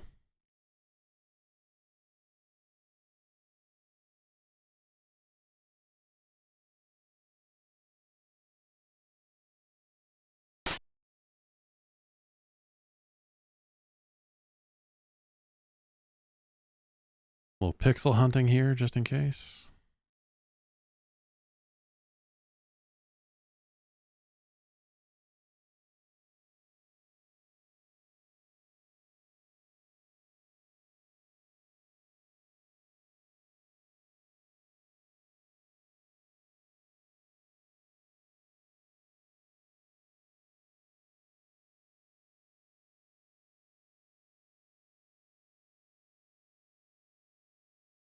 Get cassette tape.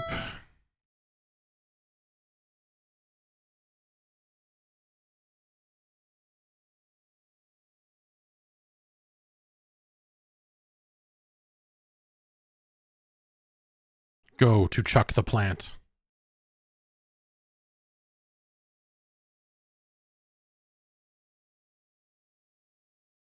I really, I don't like the look of this. This is, yeah, I don't know. I mean, you know, you played the Commodore 64 version with one button, so the idea that you have any kind of stuff like this to cycle through, there might have been some keyboard hotkeys to change to kind of accommodate with some of that stuff, but use cassette tape and cassette player. Turn on cassette player. It's blank. Okay. Gotta turn off the cassette player. And then get the cassette tape. Okay. That'll come in handy later, I'm sure.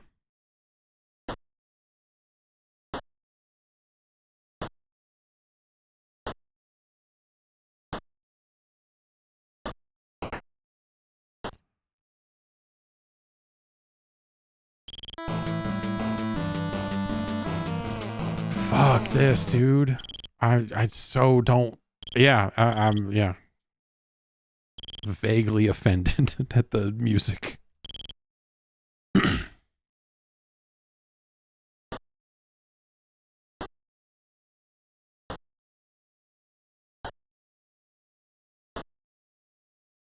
I feel like that's, you know, the story of ports on the NES. I think that it's not.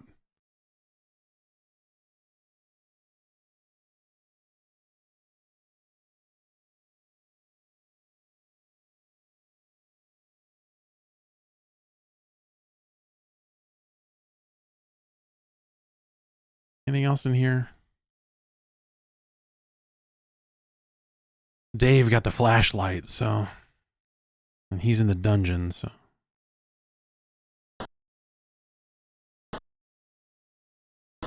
Well, let's send Bernard since he's got all the equipment. And by equipment, I mean he's got a cassette tape.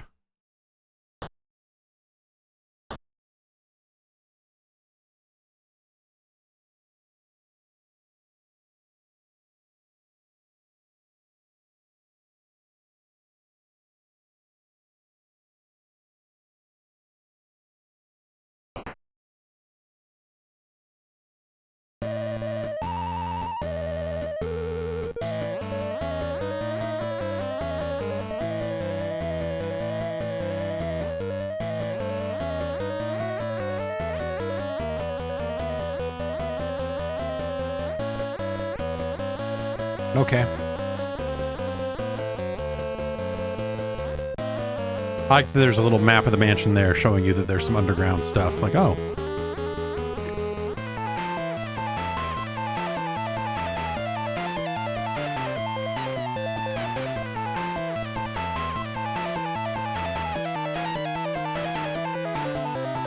The music is I'm really not liking the sound effects and music and stuff. Like the NES is not.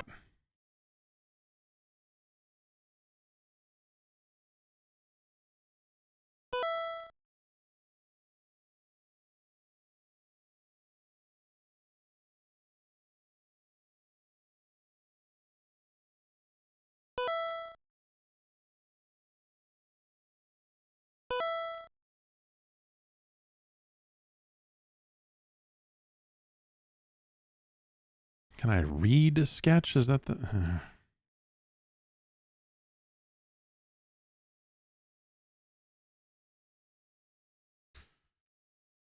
Use paintbrush. No, that's...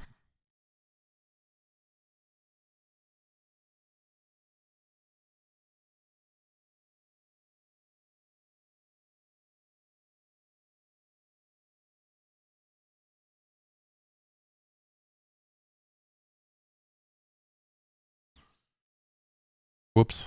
Oh, well.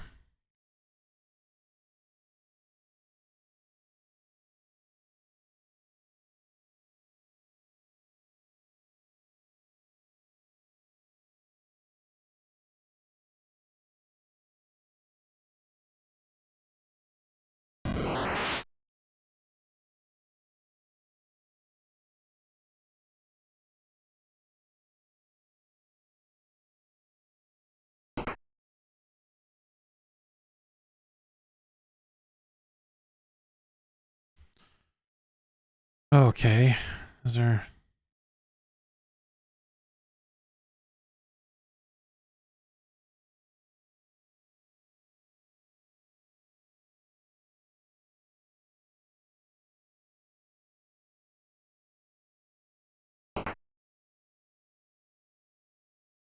Well, here we go.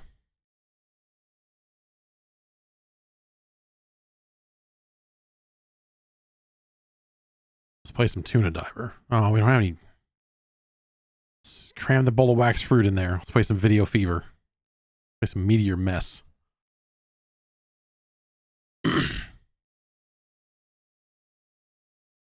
Yeah, this is, you know, like I said, this is a tremendous video game. I don't think this is the way to play it. I'm sure that there are some people who are just raised on this version. Right, Bernard. He's scared. Is Sid scared of this stuff? That's the idea with Sid, right? Is that he's just a little more fucking, like, whatever about this shit.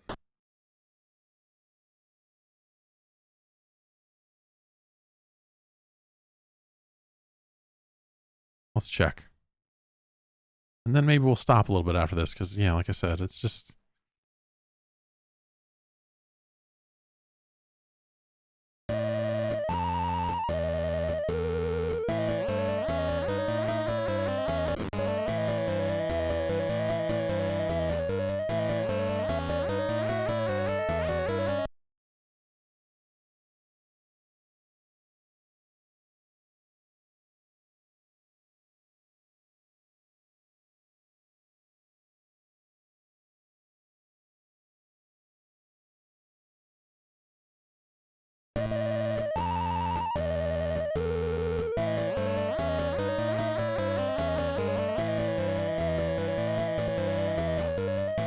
You know, it's an adventure game. Oh, but now he's thirsty.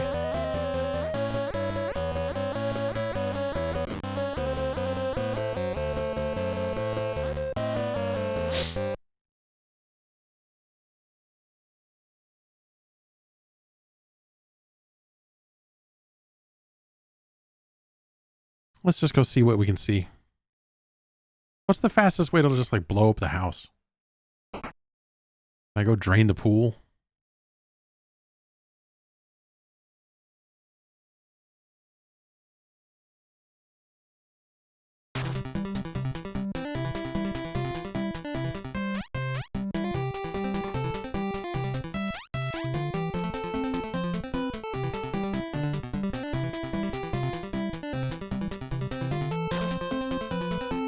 Through the security door, there's a secret panel on the wall.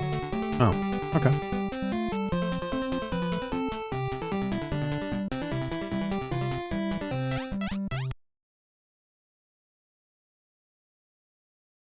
It's 1 pixel? What? Like somewhere around here?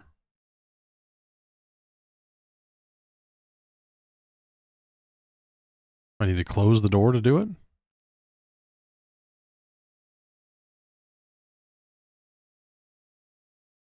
More on the wall, you say. All right.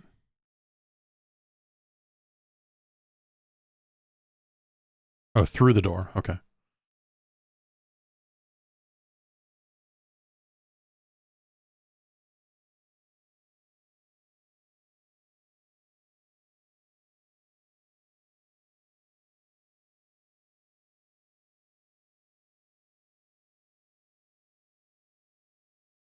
Well, this is fun.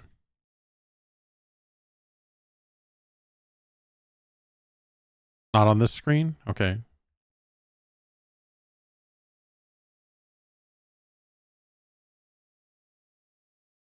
Like somewhere over here then? Where I were? Oh, back on the other side of the door? Oh, this is going to take forever. Oh, something said keypad there for a sec.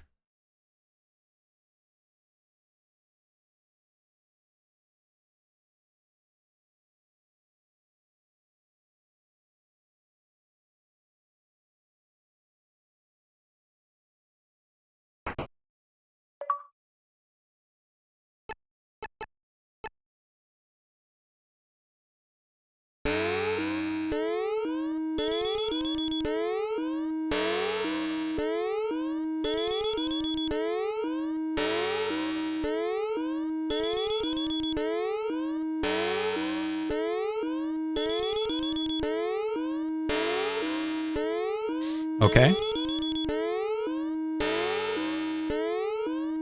This is the best music in the game.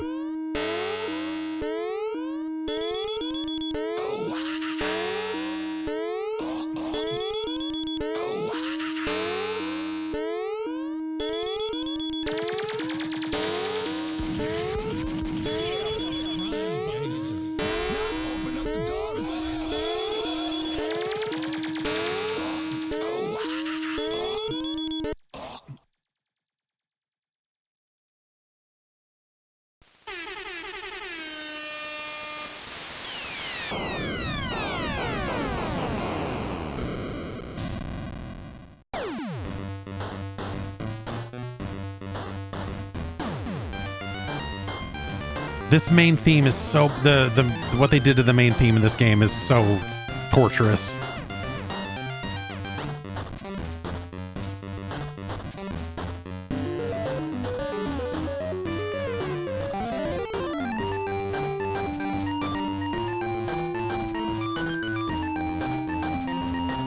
Press B button, play again.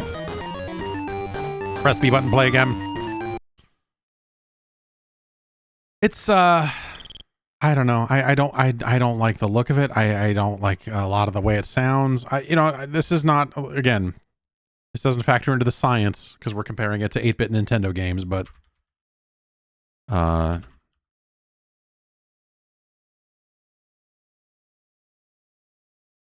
here's the original music here.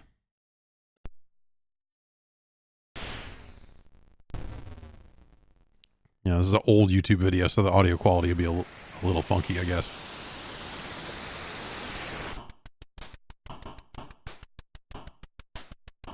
Also, this person's playing it in PAL, even though it's an NTSC game, so it's a little slower. Yeah. No, that's not doing the job here. Here we go.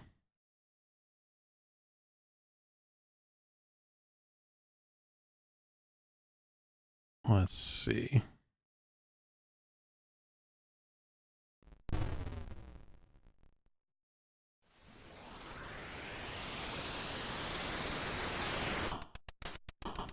There you go.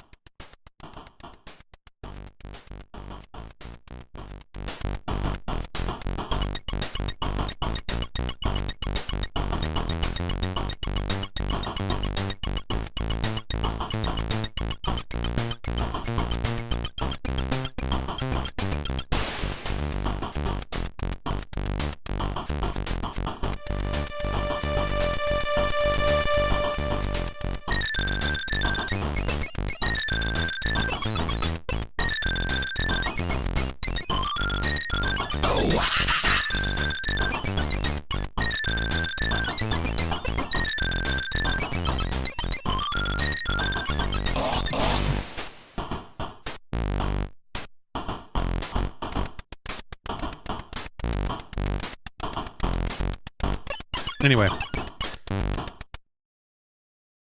Fuck that NES version. I mean, it's fine. You know, it's it's hard. It's like hey, the book is still the book, but the cover is all wrong or something, you know, or like it's a bad translation of your favorite book. If that makes any sense. I don't know. Yeah, but the port, they tried some stuff. Obviously, you know, you can't microwave the hamster. What is it? Is that the game they did multiple runs of it, right? Or they did they had to revise it to take out the hamster stuff because Nintendo was like, "What the fuck did you do?" But yeah, it's like a radio edit of your favorite song or something. You're just like, ugh.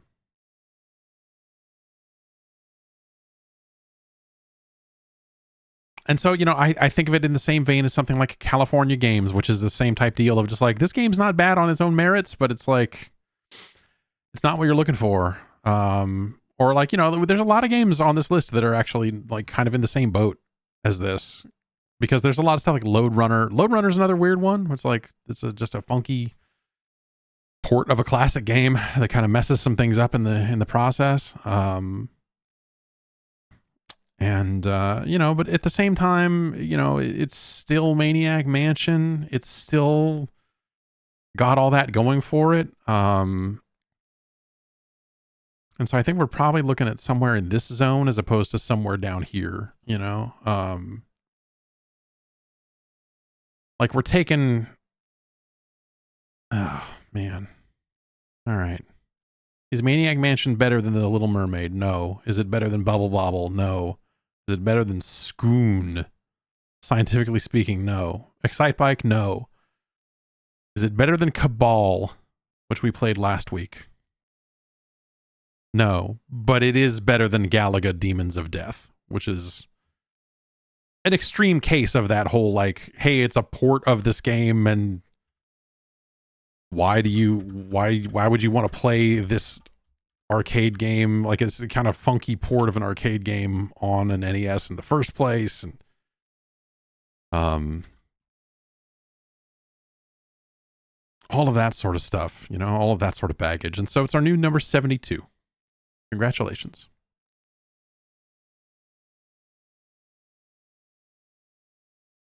Dude, am I getting sick? That's going to be such a bummer. It's going to be such a bummer.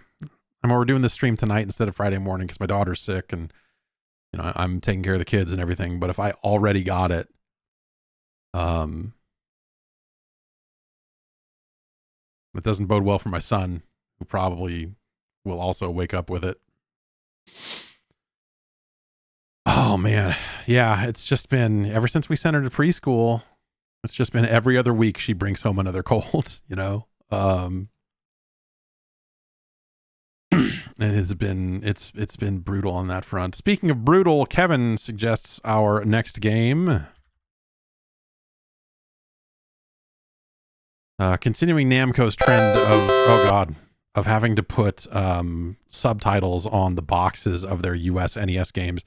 This is referred to as Dig Dug 2 Trouble in Paradise in the US, because they felt that Dig Dug 2 would not stand on its own. Dig Dug is one of the all-time classics.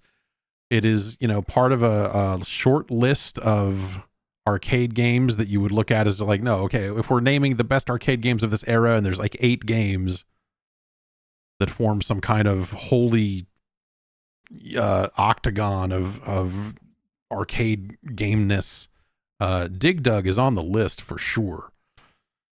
Dig Dug 2.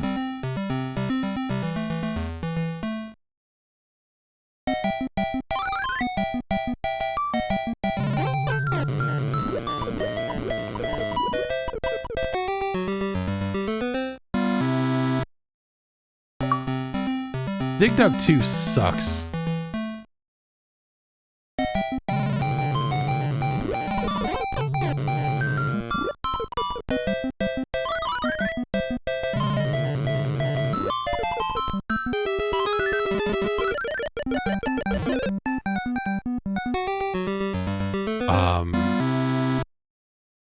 So if you see here, I can drill. I'm like a guy who can drill. And when you drill all the way across something, the smaller piece of the island falls into the water. No, not Mr. Driller. Taizo Hori here is Mr. Driller's father. That's canon. Don't. So like when I do this, it doesn't make their end fall off. It makes the small end fall off. Is basically how that works. Yeah, so it's sort of a Kicks-like in a sense, but with Pukas and Figars hanging out.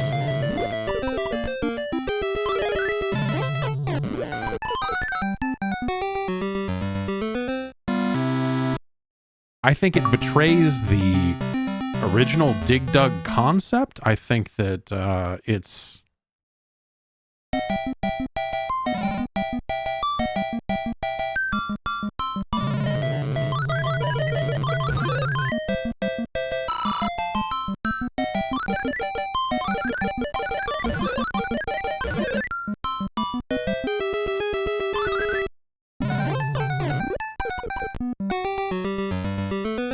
You don't dig?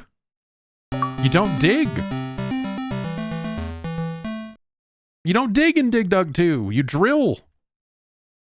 Again, you know, if we can say it bridges the gap between Dig Dug and Mr. Driller, and we can all have fun with that, right? That'll be like, oh, that's a funny little thing. But Dig Dug 2 is a game best forgotten. It's a... I just think it's a tragic... Also, how would you make a sequel to Dig Dug in a world where Mr. Do exists? You've already got both flavors of underground digging game covered. Dig Dug 2 is undesirable.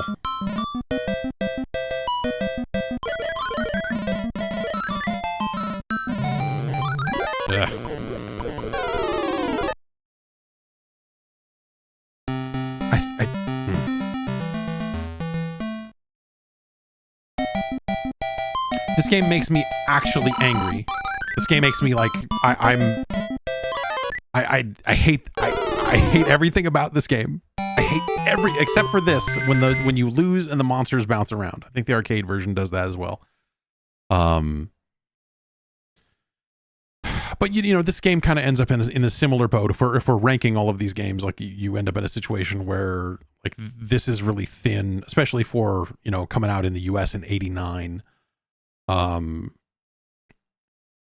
Compared to the depth of some of the other titles hitting the platform, like this just doesn't, like this game sucks, but like it is a thin experience on the console. It doesn't really, it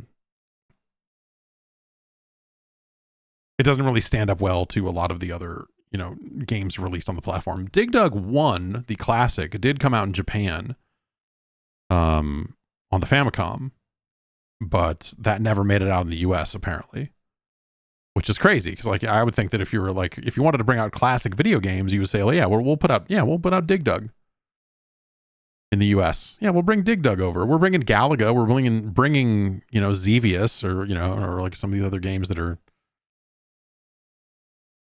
like, sure, let's do Dig Dug. But no, instead for the US, they said, how about Dig Dug 2? To which I say, how about go fuck yourself?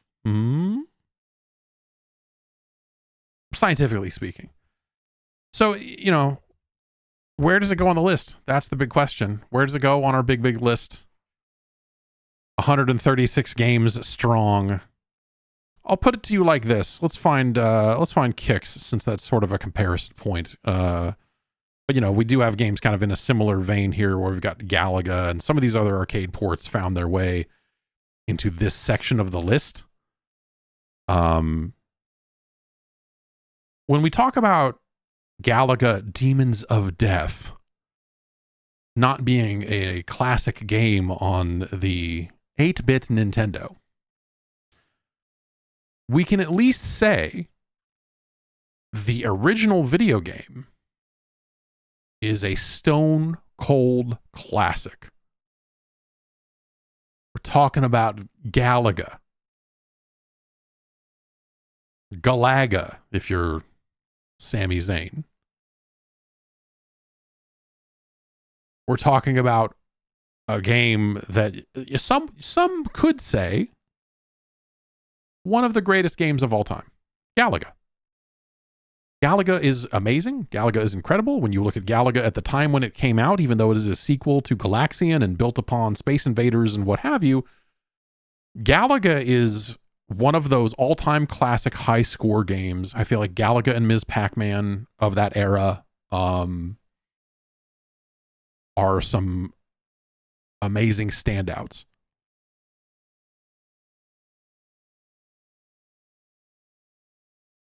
So just to kind of walk through the science here, Galaga is a game that is still talked about as like, here's this incredible game. We're going to re-release it. We're going to put out Namco's going to put out this big arcade cabinet with those arcade one-up people, and it's going to be weird, and because all those things are fucking weird. And I touched one recently at a Best Buy, the Mortal Kombat one of those, the arcade one-up cabinet, and again, I just when I touch those things, I'm like, this sucks. These things are stupid. They're so small. They're too small. They're too short. The games, like the input latency felt like trash in Mortal Kombat 2. And it was like, this, why would you want to play this? The joysticks feel like the first thing you'd have to do is yank the sticks out and put in proper joysticks. They're garbage. They're fucking terrible. Oh my God. It's like the worst. Anyway, I get it. Real arcade cabinets are fucked too. Like they're the genuine article at least, but like they're fucked for different reasons. I'm not saying go buy a Mortal Kombat cabinet, but as someone who has a proper NFL Blitz cabinet, well, the one that they sell connects online, and so there's a part of me that's like, oh, that might be fun to go play against people, but I don't want to fuck. Anyway, back to the science here. When we talk about a game like Galaga, we talk about a game like Donkey Kong or even Burger Time, we talk about Lode Runner, we talk about them being bad ports. We are saying they're bad ports of amazing video games. With Dig Dug 2, this is a okay port of a terrible video game. Of a bad video game. Dig Dug 2 is a slap in the face to fans of Dig Dug. As a Puka fanatic, let me tell you, Dig Dug 2, we try to pretend it doesn't exist. It's like Beverly Hills Cop 3 that way. You know, it's the rated PG one that you're like, I'm bummed out. No, you know what? It's way worse than Beverly Hills Cop 3, because when I watch Beverly Hills Cop 3, I still have a good time. It's a compromised time, but it's still a good time. When he has the weird boombox net shooting thing and he pushes the button on and that Eazy-E song plays, hey, we're having fun. We're having fun. Nothing is fun about Dig Dug 2. They did an admirable job of porting a terrible video game. And so that's why, this is something that ends up being significantly lower than the games that are kind of in this zone of ports. Because when it comes to playing Dig Dug 2, they did a similar thing with Mappy, where the original Mappy did not come out in the US. But it did come out in Japan, but they did put out Mappy Land in the US. And it's, we'll save Mappy Land for another day. We'll get there eventually. The science will catch up with Mappy Land. Don't you worry. So when we get to like a Dig Dug 2, Yo Noid, with the science would state that Yo Noid is a better game than Dig Dug 2. The science would dictate that this bum ass fucking port of Qbert is maybe closer to what we're talking about here. Because the Qbert situation is actually sort of a disappointment because the port is so bad where you're like, Qbert's a great game and it deserves better. Dig Dug 2 does not deserve better. We deserve better than Dig Dug 2. But it is a faithful port, whereas this port of Tubin is trash. So what's worse, a bad port of a good game or a good port of a bad game? I mean, it's not as easy as just answering that question because, you know, there's layers to it, but that's in some ways, that's what we're dealing with. And so when we talk about a Dig Dug 2, it's, you know, it is not broken, but we are kind of talking about something in this vein where we're reaching sub-Qbert levels, but not Tubin levels. So we're really kind of in this zone. It's a better game than Fisher-Price Firehouse Rescue. It's better than Caveman Games.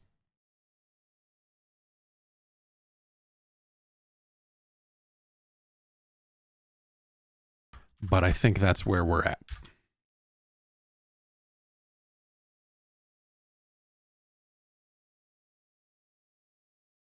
New number 122 on the list here.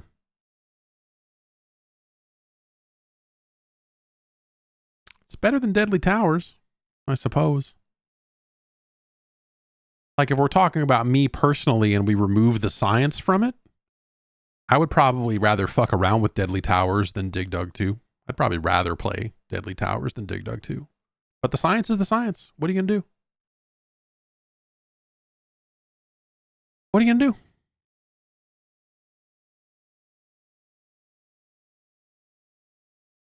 Let's move on. Got a couple more games in me here, but I'm hoping it's just because I'm talking and it's been very dry here lately, and I am probably ever so slightly dehydrated because I just ran around like crazy chasing after the kids all day and didn't really have time to eat or drink anything. So it's either that or it's the sickness creeping up on me. Ugh.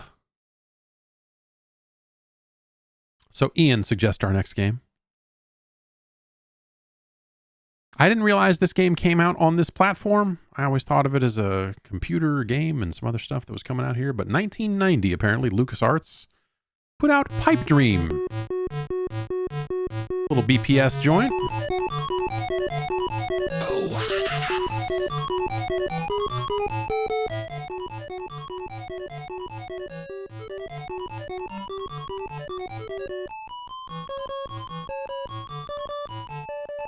Another puzzle game.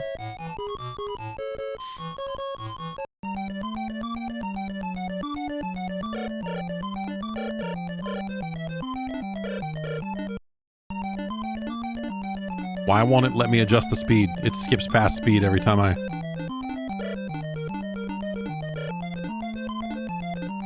That's weird.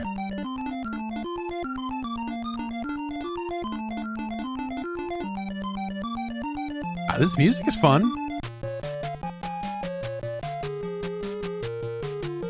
This is some pipe laying music right here. You could lay pipe to this.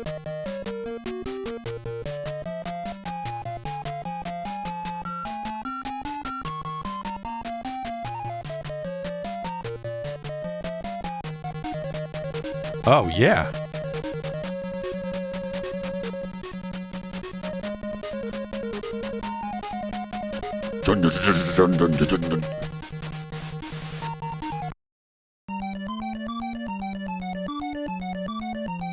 This music's good too. This sounds like puzzle game music, but this is some...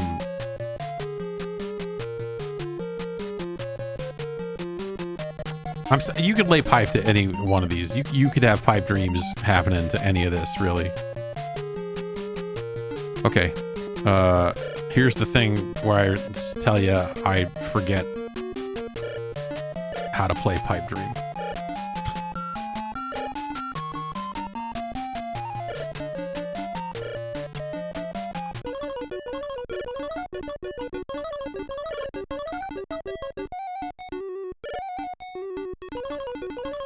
Oh, we've made a horrible mistake.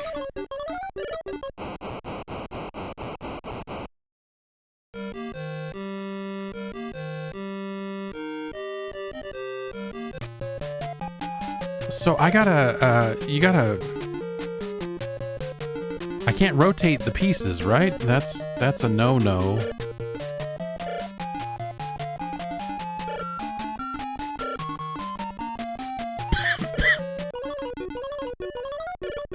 Like, I'm not gonna find enough straight pieces to connect this. Like, I'm not. Oh boy. Ugh.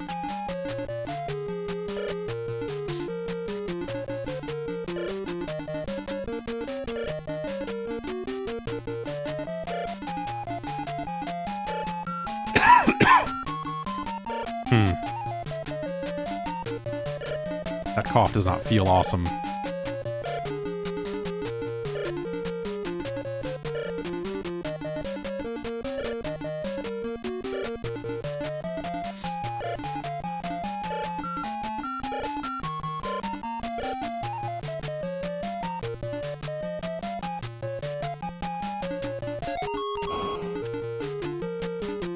Oh, so I can drop pieces over other pieces? That's actually kind of convenient, I suppose.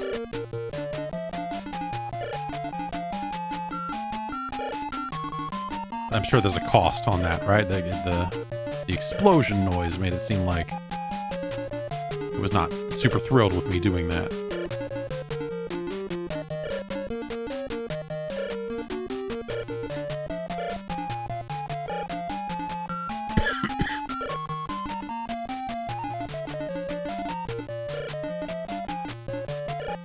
When did the pieces disappear from the map? I thought that they disappeared, and that would let me continue to lay pipe. Man, this game, this concept has been done so many different ways over the years that I forget how. Oh, that's gonna kill me right there.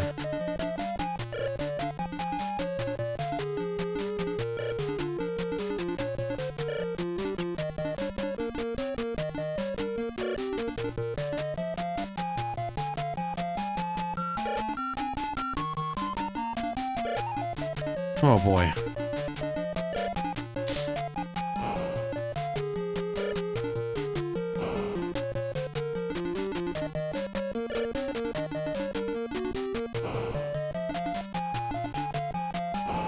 Yeah, I lose 50 points every time I blow up some pipe.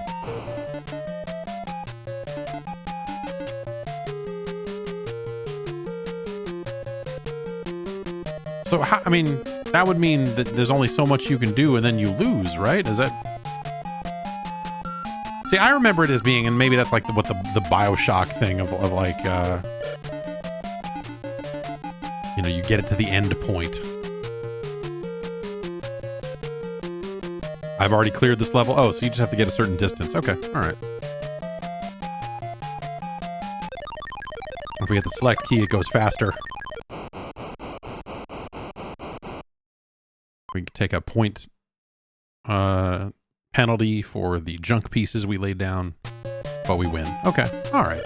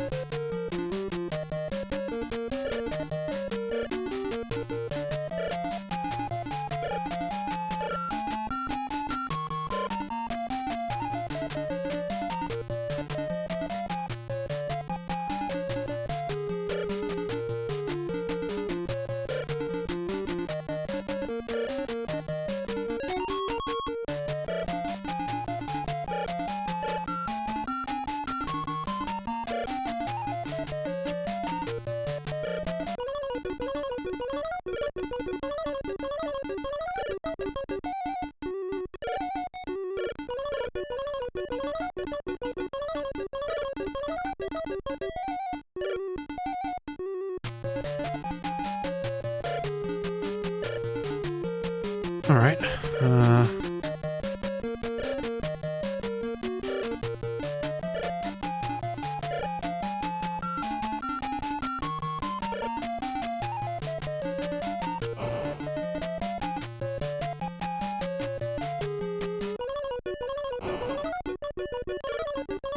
I mean, fuck it. I got enough, right? So. Crossover bonus.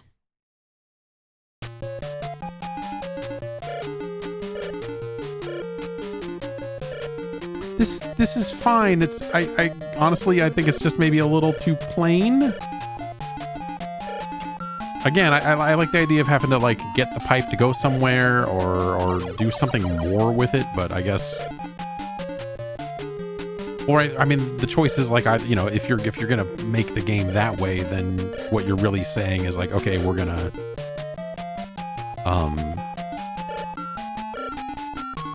make it so you can rotate the pipes or whatever, right?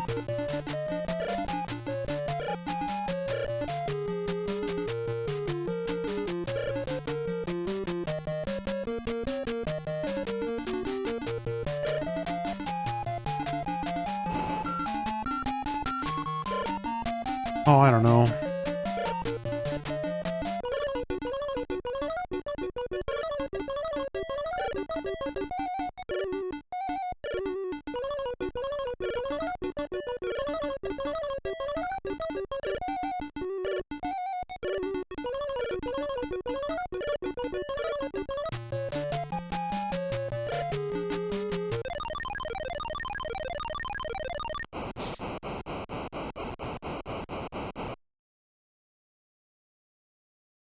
Okay.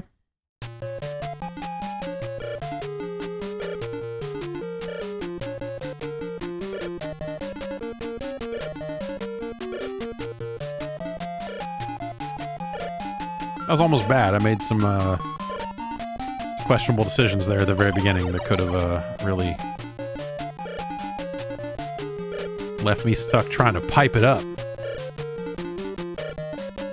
I stay piped up.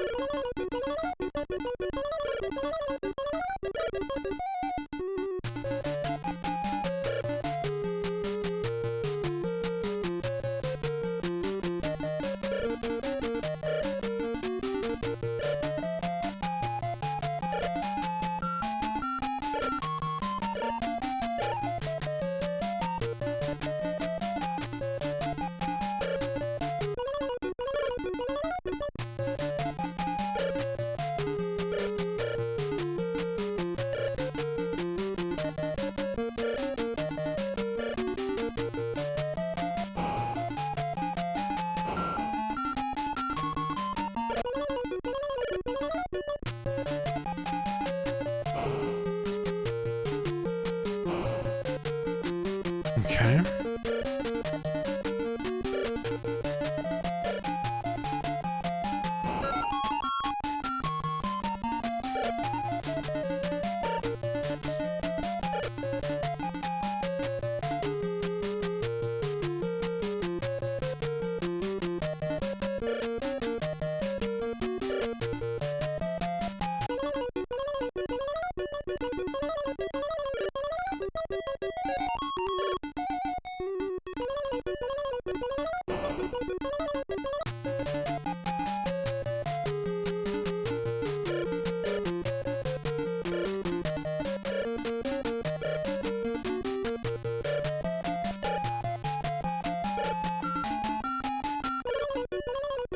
Oh, I can't.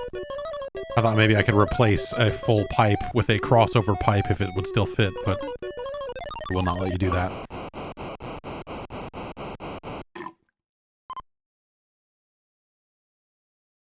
Okay. Bonus level. What the f...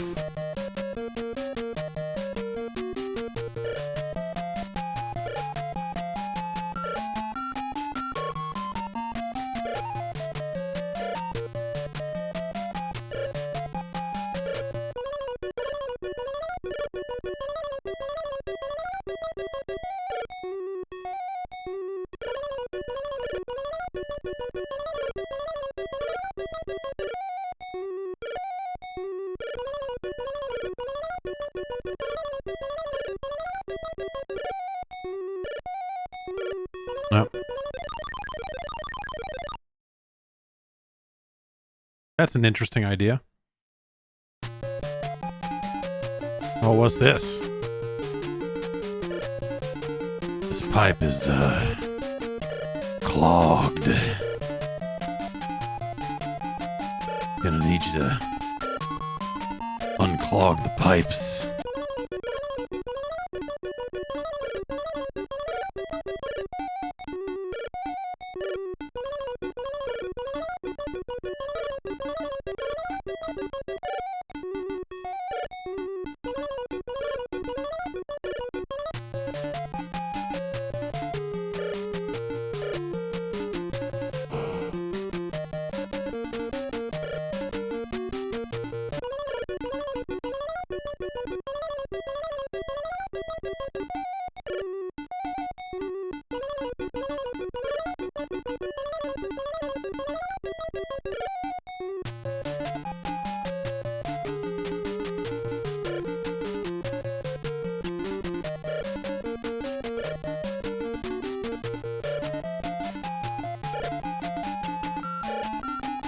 This is how they get you, and you like end up in a situation where you're like, oh, now I kind of need a bunch of straight pipes.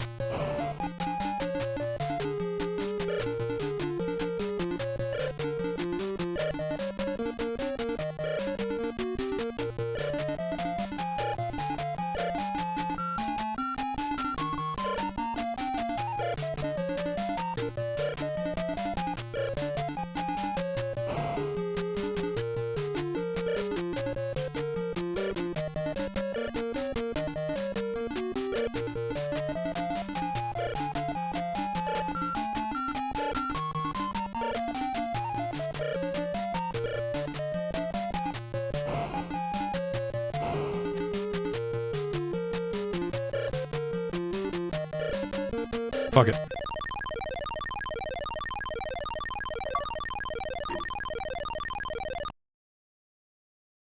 Let it flow, I say.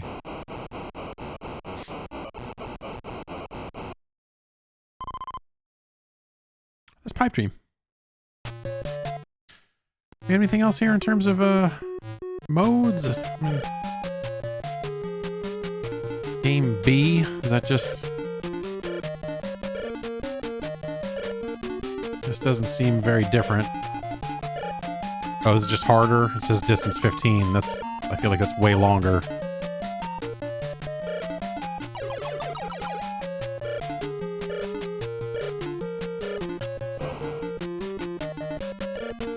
Yeah, okay, yeah. So it's not necessarily a different game per se, it's just...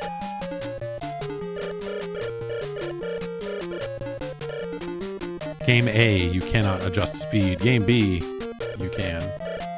Game C, you can. Oh yeah, the timer moves pretty fast, huh? Okay, yeah, so... Let the goo get everywhere. My pipes can't handle it. It's too much.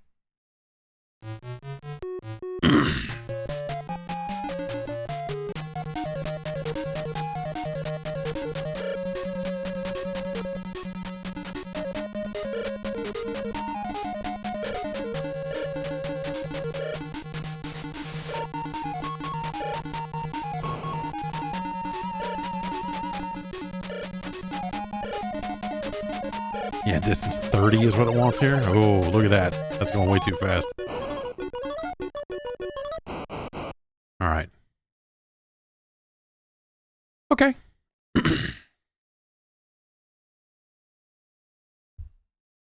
Pipe Dreams. Pipe Dreams or Pipe Dream? Pipe Dream, singular. Pipe Dream. We laid that pipe, and now we need to figure out where this pipe lays on the list. I think that's fine. I think that's... Pipe Dream is often thought of as a classic, but I think, you know, the Bioshock hacking minigame really improved upon it in a number of different ways. It's very straightforward, but so was Tetris. Right? I mean, I think it's good. I don't know that I would have a bad thing to say about Pipe Dream beyond, I feel like I'm good on it. We laid pipe, felt great.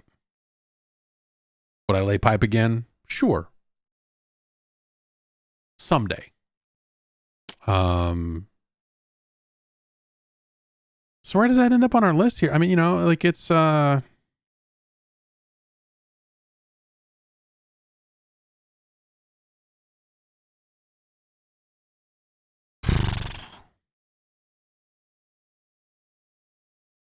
Dream is better than Shadow of the Ninja, that's for sure.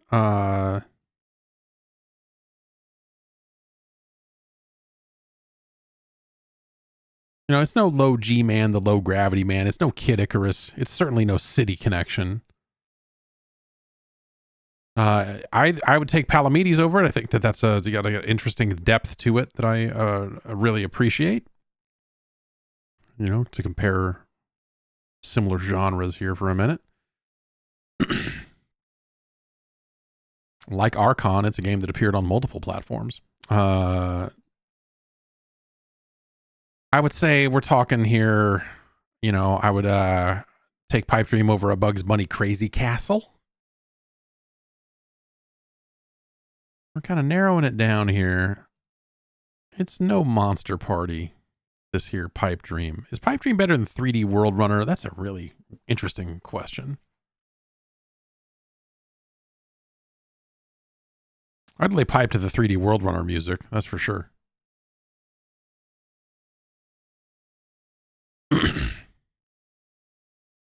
The Seabat of its era. So we're really kind of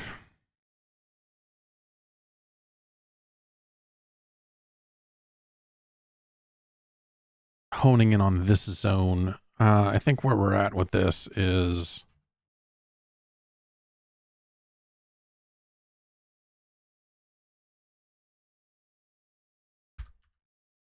right about here. Right about here, which is a little bit higher than I would have maybe anticipated when we went into this, but the science is the science. It's our new number 47. Better than 3D World Runner, and it's no Section Z. Okay. I think we got one more game in us tonight. I had one or two more planned, but I am starting to feel like real crap. I think I'm gonna drink a bunch of water and go to sleep. Yeah,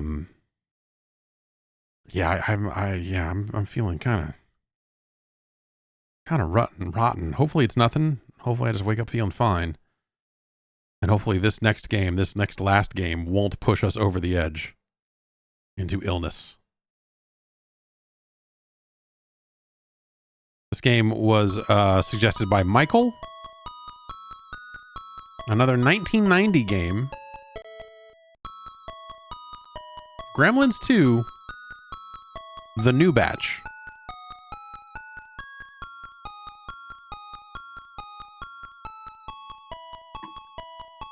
I don't know anything about this game, and I am not convinced that I have ever seen this movie in its entirety. My Gremlins 2 memory is being at a drive-in theater that had multiple screens, and I was there to see, I believe, Back to the Future 3. If it wasn't 3, it was 2. You know, they kind of came out so close together, it's sort of a blur.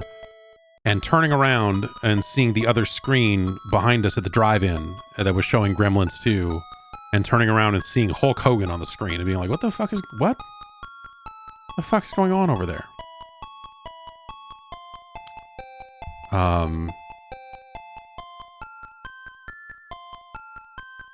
I liked Gremlins when I was a child and never felt the need to go see Gremlins 2.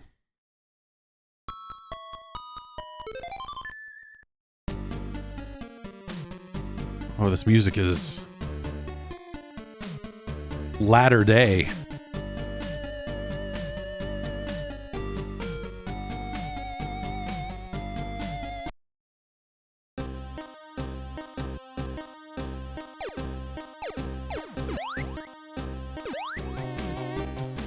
We have a sub-screen, of course we do. Balloons, crystals.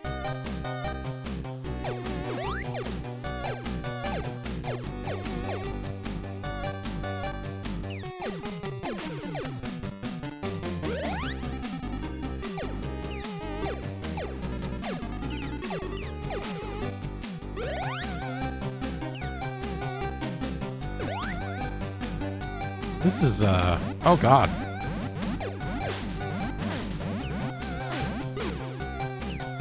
Was that a killer tomato? What the fuck is this game? What the fuck is Gremlins 2?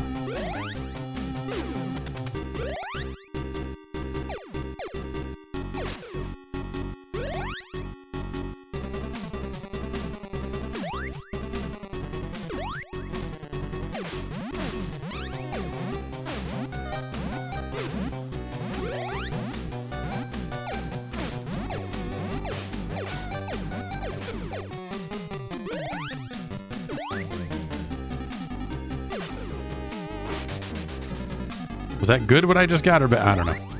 Oh, jeez.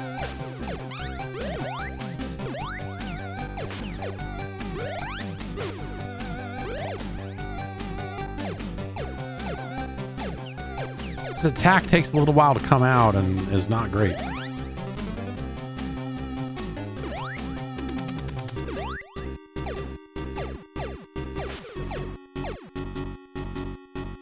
Oh, sure, why not?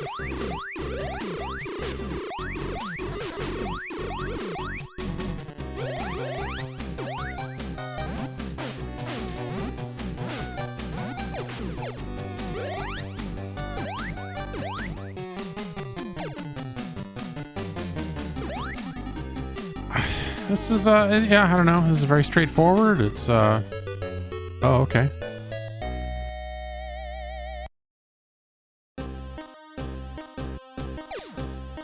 This one, now there are spikes.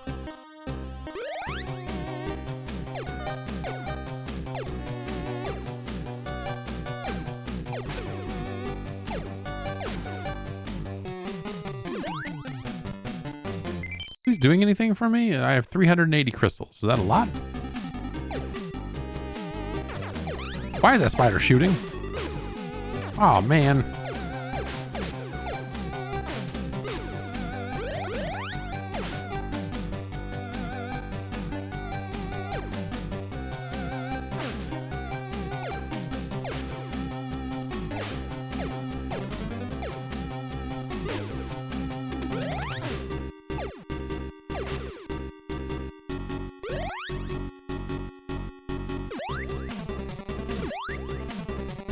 This is not fun.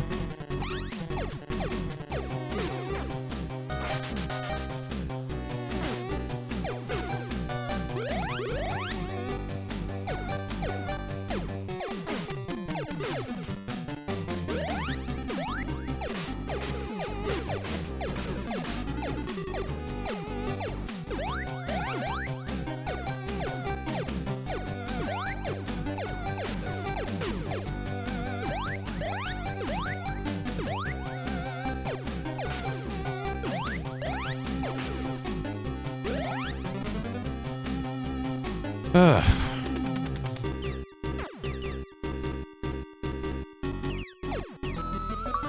Oh, okay. We found Mr. Wing's shop. Welcome, Gizmo. What item would you like? Yes.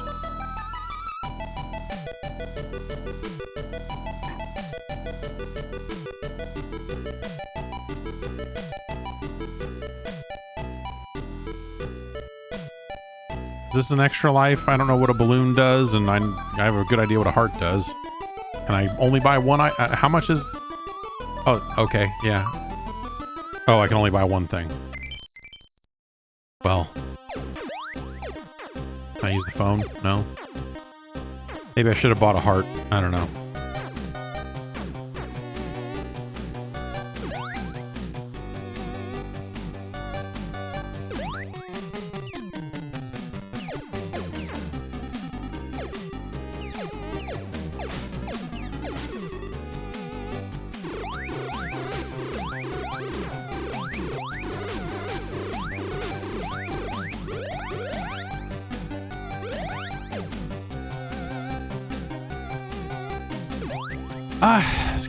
This game looks all right, I guess. I don't know. This reminds me of that fucking True Lies game. Weirdly enough. Oh, Gizmo. What a big, weird font. What a big, weird, blurry font for this screen.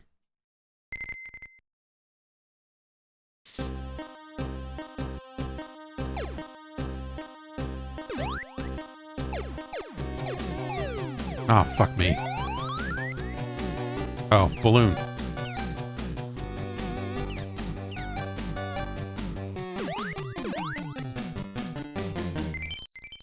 We have 0 crystals. We lost hundreds of crystals back there.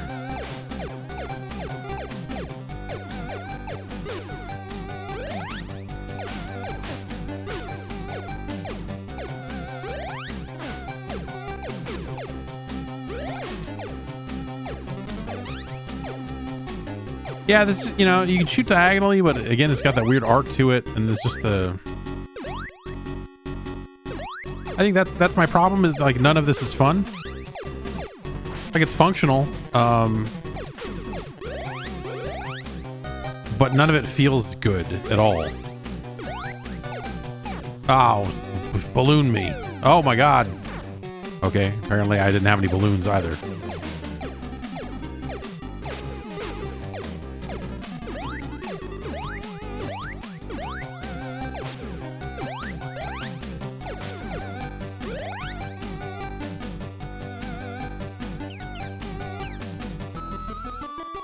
Yes. Is this like an extra life or something? What do we, you know? Gizmo clone. Gizmo times 1.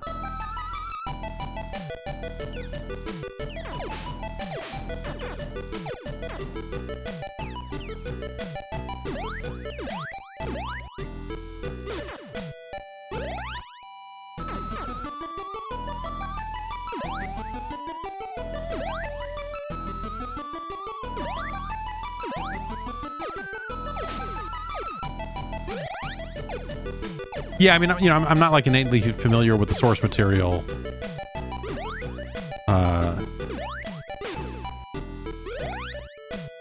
I saw Gremlins 1 enough to... Oh. Okay.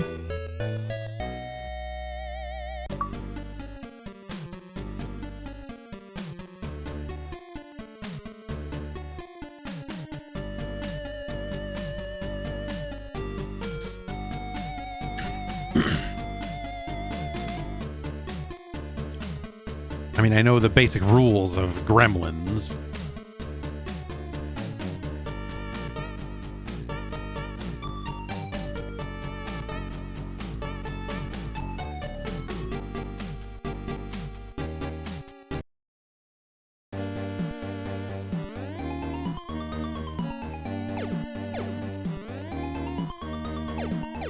I was not expecting that to be the end of the level. I thought that was like, hey, you found the minigame bonus stage or something. Because you found this match. What the fuck is it? Oh, I was a bomb. So what was that? Well, my basic attack is a little better now.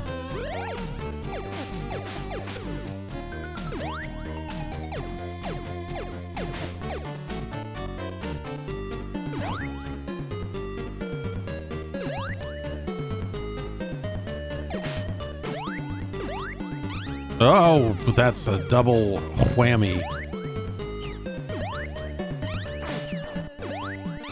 Yeah, I don't, the level of care you have to take to, oh, yeah, right, I have my clone.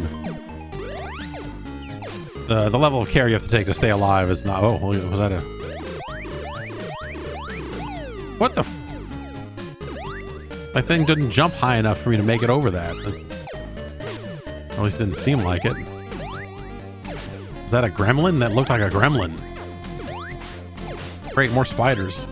I just want to run. I don't want to play this game. I don't want to like engage with any aspect of this combat because it's so fucking bad. Like, it just doesn't feel good at all. Ah, you son of a DXNH, if you know what I'm saying.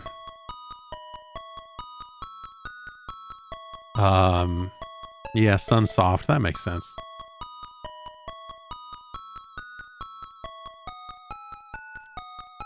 Start! Exclamation point. Password!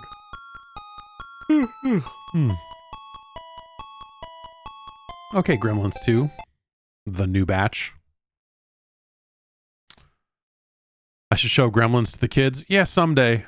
My daughter, she doesn't necessarily scare easily, but right now she will like run away from the TV if something she doesn't like is on it. She will literally say, "I'm out of here," and run off, which is very cute, very ridiculous. But it's never anything that's like, you look at it and you go like, why are you, there's nothing on the screen right now that justifies this reaction. I don't know what it is you're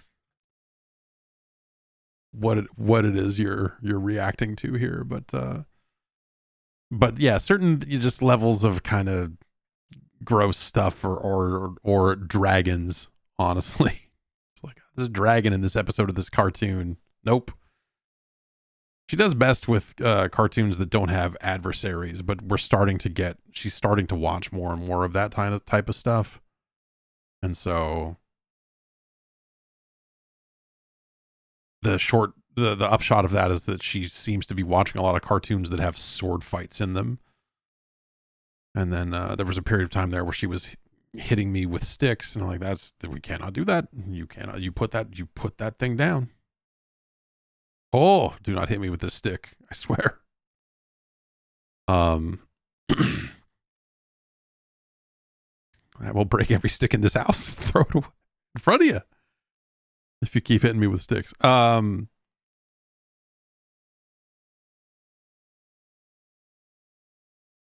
then my son's gotten way into Sesame Street, and modern Sesame Street is super weird. It's good. It's like a good weird, but it's way more formulaic. Like, I don't know what Sesame Street you grew up with, but I started watching Sesame Street before Telly was a character, which is way before Elmo was a character. And that Sesame Street of the 80s was all over the place. Artsy, strange. It had a lot of filmed bits that didn't have any Sesame Street characters in it, and all this other stuff that they made. All this cool animation, all this really crazy shit. And it was awesome. And then Elmo came along, and it's super fucking like when they added Elmo to that show, and I saw a couple episodes of it back then, I was like, this is a travesty.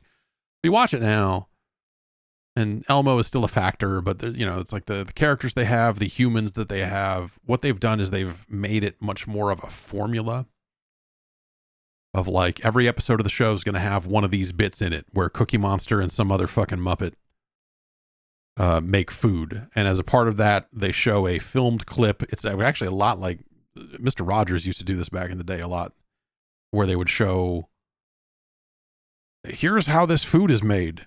We need some corn. What the fuck is corn? And then here's a video about corn and how machines get the corn. And then they make some dish of food. They get the box back from the film clip back at the kitchen. They make the food, and then there's just at the end of every one of them, there's a box, and they launch it on a catapult. And then there's video of kids getting the box and going like, quesadillas, that's awesome. That's exactly what we wanted. And it's like, all right, you showed kids how to make quesadillas, I guess. And in the process, you told them what tortillas are. And you're like, yeah, that's kind of, I don't know. It's, hey man, sometimes I want to know where the fuck tortillas come from. In a mass quantity sense. Show me the tortilla factory.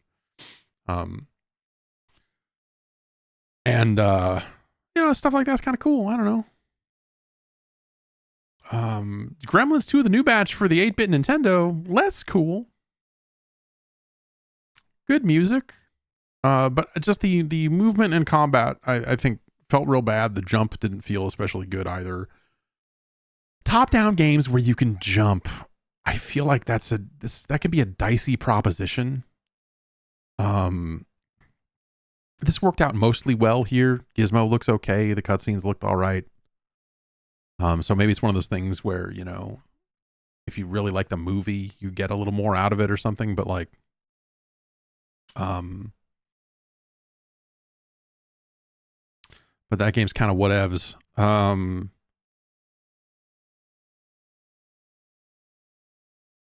But what does whatevs translate to scientifically speaking? Is it better than Town and Country Surf Designs 2, Thrilla's Safari?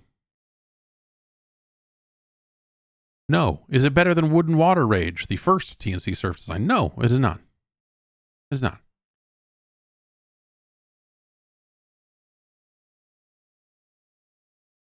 Is it better than G.I. Joe? No. Is it better than Battletoads? No. But it's, it's better than Mock Rider. That's for sure. It's a really weird part of the list right here. This is a really weird part of the list.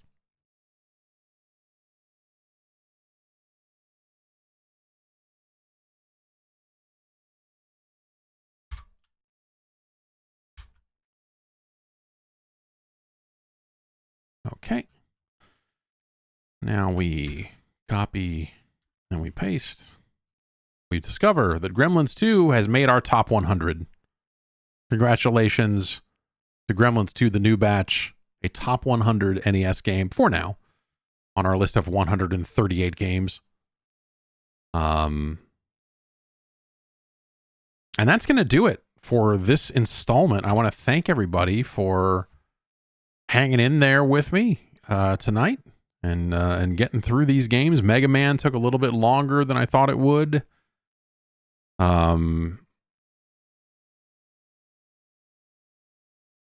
I do have Fester's Quest on this list, so we will be getting to it pretty soon. Charles suggested that game. A bunch of people have, but Charles is the name I have written next to it.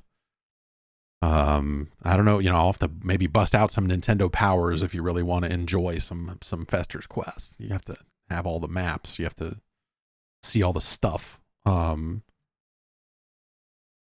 then when I do this at night, I have a little bit more freedom on the time frame. So, maybe this will end up being something we start doing at night when we have long games that we need to get through, because the other game I have written on my list right now, and this might not be next week because, like I said, we need a chunk of time for some of these games. The other game I have written on my list here is Dragon Warrior. Good old DQ1. So I want to start broaching the subject of getting some of these role-playing games onto this list. Dragon Warrior is one that I can take a bunch of shortcuts on because I have finished that game like 3 times as a kid. So, and I played a little bit of it earlier this calendar year. So, you got it for free with Nintendo Power. So I bought it. I bought it before it was offered as part of Nintendo Power, I believe. And I played Dragon Warrior a lot more than Final Fantasy 1. I certainly encountered it first, which is maybe not that weird, but Final Fantasy 1, I forget where I ended up with my copy. But I had a copy of it that I got from someone else, and the manual was stuffed into the plastic sleeve. I didn't have the box or anything, but the manual, which was thick, was like crammed in there. And that's always how I remember that game, is it had the manual sticking out of the sleeve as well as the cartridge. And it was like not a small manual, so it was like stuffed in there. And the plastic, the box, that was all stretched and fucking weird.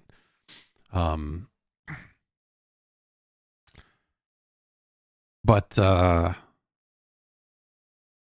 yeah, Final Fantasy 1.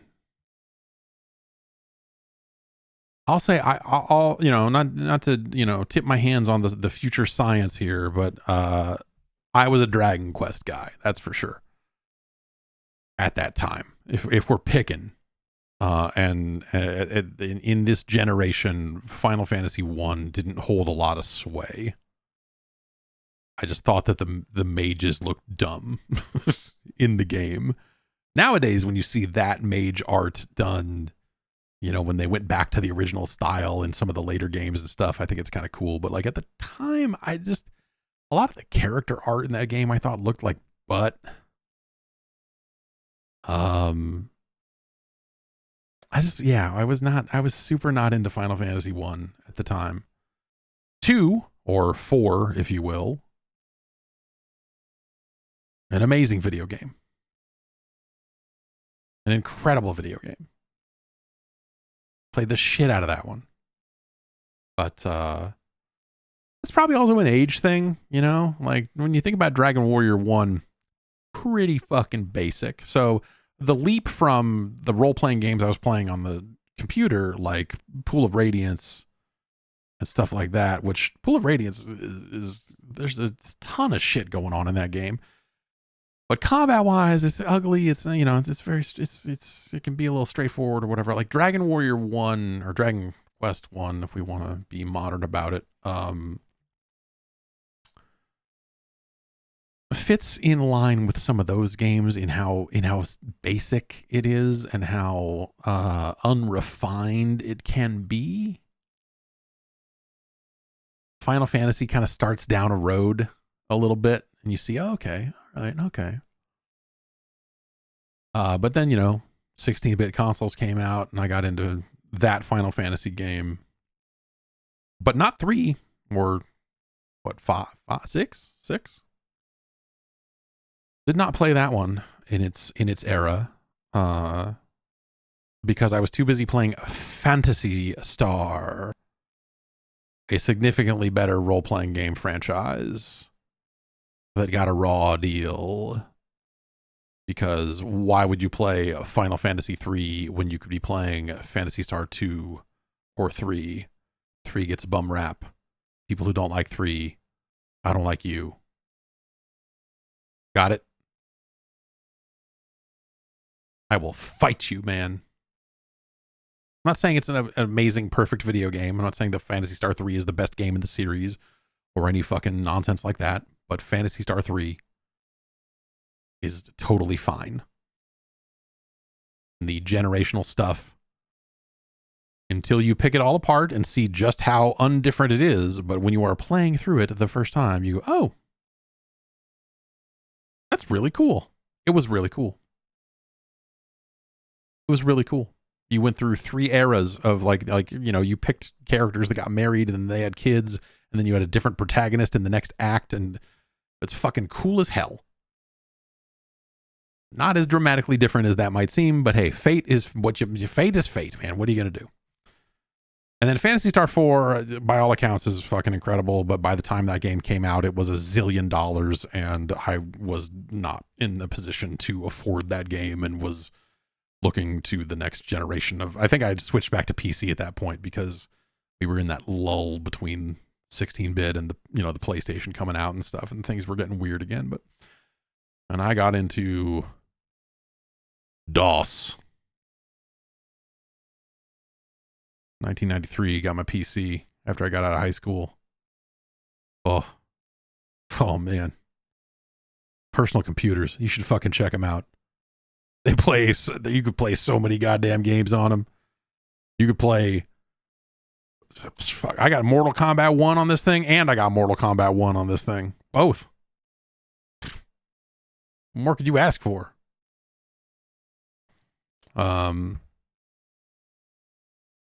Anyway, that's all the stuff that I am looking through and thinking about here is Fester's Quest and Dragon Warrior, you know, the hits. So we'll look forward to getting some of those on the list here. How's our list looking? 138 games. Nice to get another game in the top 20. It's always good to feel like we're changing things up at the extreme ends of the list, because you know, I think it's boring if that stuff stays stagnant too long. But there is still some part of me that's like really sweating this idea of Super Mario Brothers at number 1. And like, that's where the science is going to come in, because I look at that and from a heartstrings level, if you told me Super Mario Brothers 1 is the best game on the platform, and we removed all of the thinking and thought of it, I'd go like, fucking A, it is. Fuck yeah. Have you seen Super Mario Brothers? Yeah. The first one? Yes. Yes. Yes, absolutely. You know what the second best game is on the platform? Super Mario Brothers 2, the Japanese one, because it's more of it, but it's harder and it's weird and it's angry. And Luigi jumps higher, and you're like, what is that? That's like a heart level thing. But you know, again, that's why we're doing this scientifically. If it was just like, hey man, name your favorite NES games, we wouldn't even need to play them. I would just go like, I don't know, man, Contra. See you next time. Next week, what do you got? I don't know, man. Gunsmoke's good. Maybe it wouldn't be that different after all. But yeah, what game is, like again, we this is why we're doing this scientifically, because we need to see what game beats this.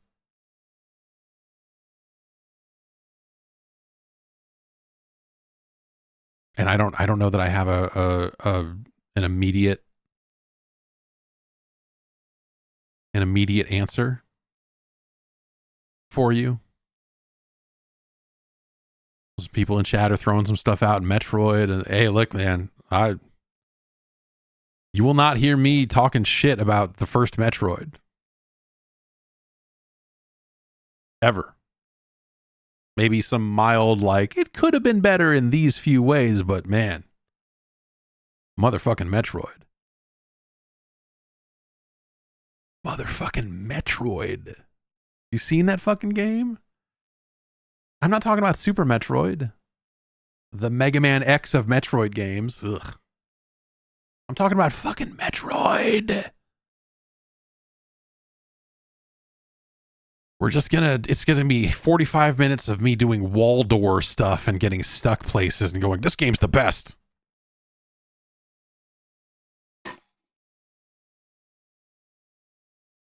So look forward to that someday.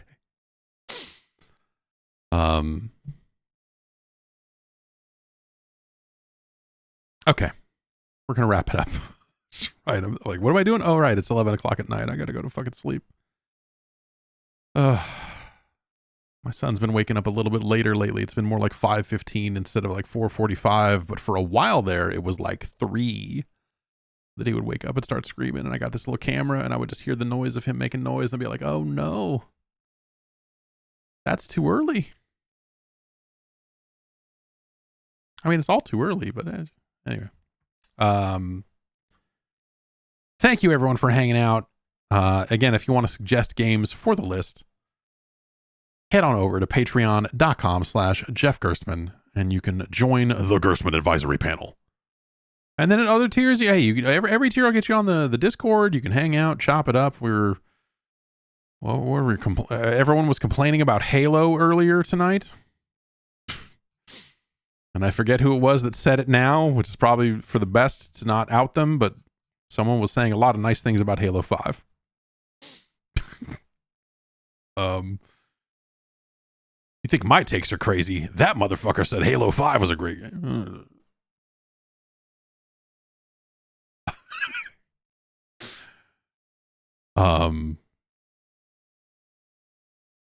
I don't necessarily dislike Halo 5. It's just the card thing in the whatever that Warzone or whatever that mode was, like, ugh. And the story and what they didn't finish with the story in the next one, and Halo, man. Fucks up with that. Pat says he thinks Slim J might be the devil in 8. That would be really funny. And if it was gonna be Slim J, they should have had him wearing the fucking his upside down visor under the mask that should be sticking out on the side or something. That'd be the right way to do that. That'd be the goofy way to do that. Okay. Anyway, thanks everyone for watching. Next week we'll rank some more Nintendo games, ideally in our normal slot, but also, we'll figure out some nighttime stuff for some of these longer games. Maybe we'll do like supplemental NES ranking to deal with some of these longer games. We'll figure it out. What I want to eventually do here is make it so these kids stop getting sick every other week. And I don't know how I'm going to do that. We're going to cure the cold. We're going to homeschool the kids so they never see any other child, so they never get any sick. And get a schedule going.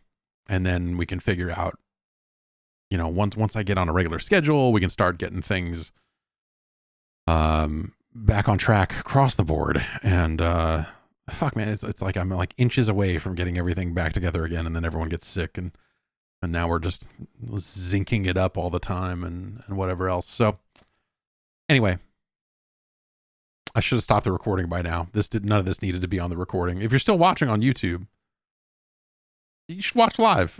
The ends of the streams are always like this, kind of. Anyway, more Nintendo games soon. See you soon.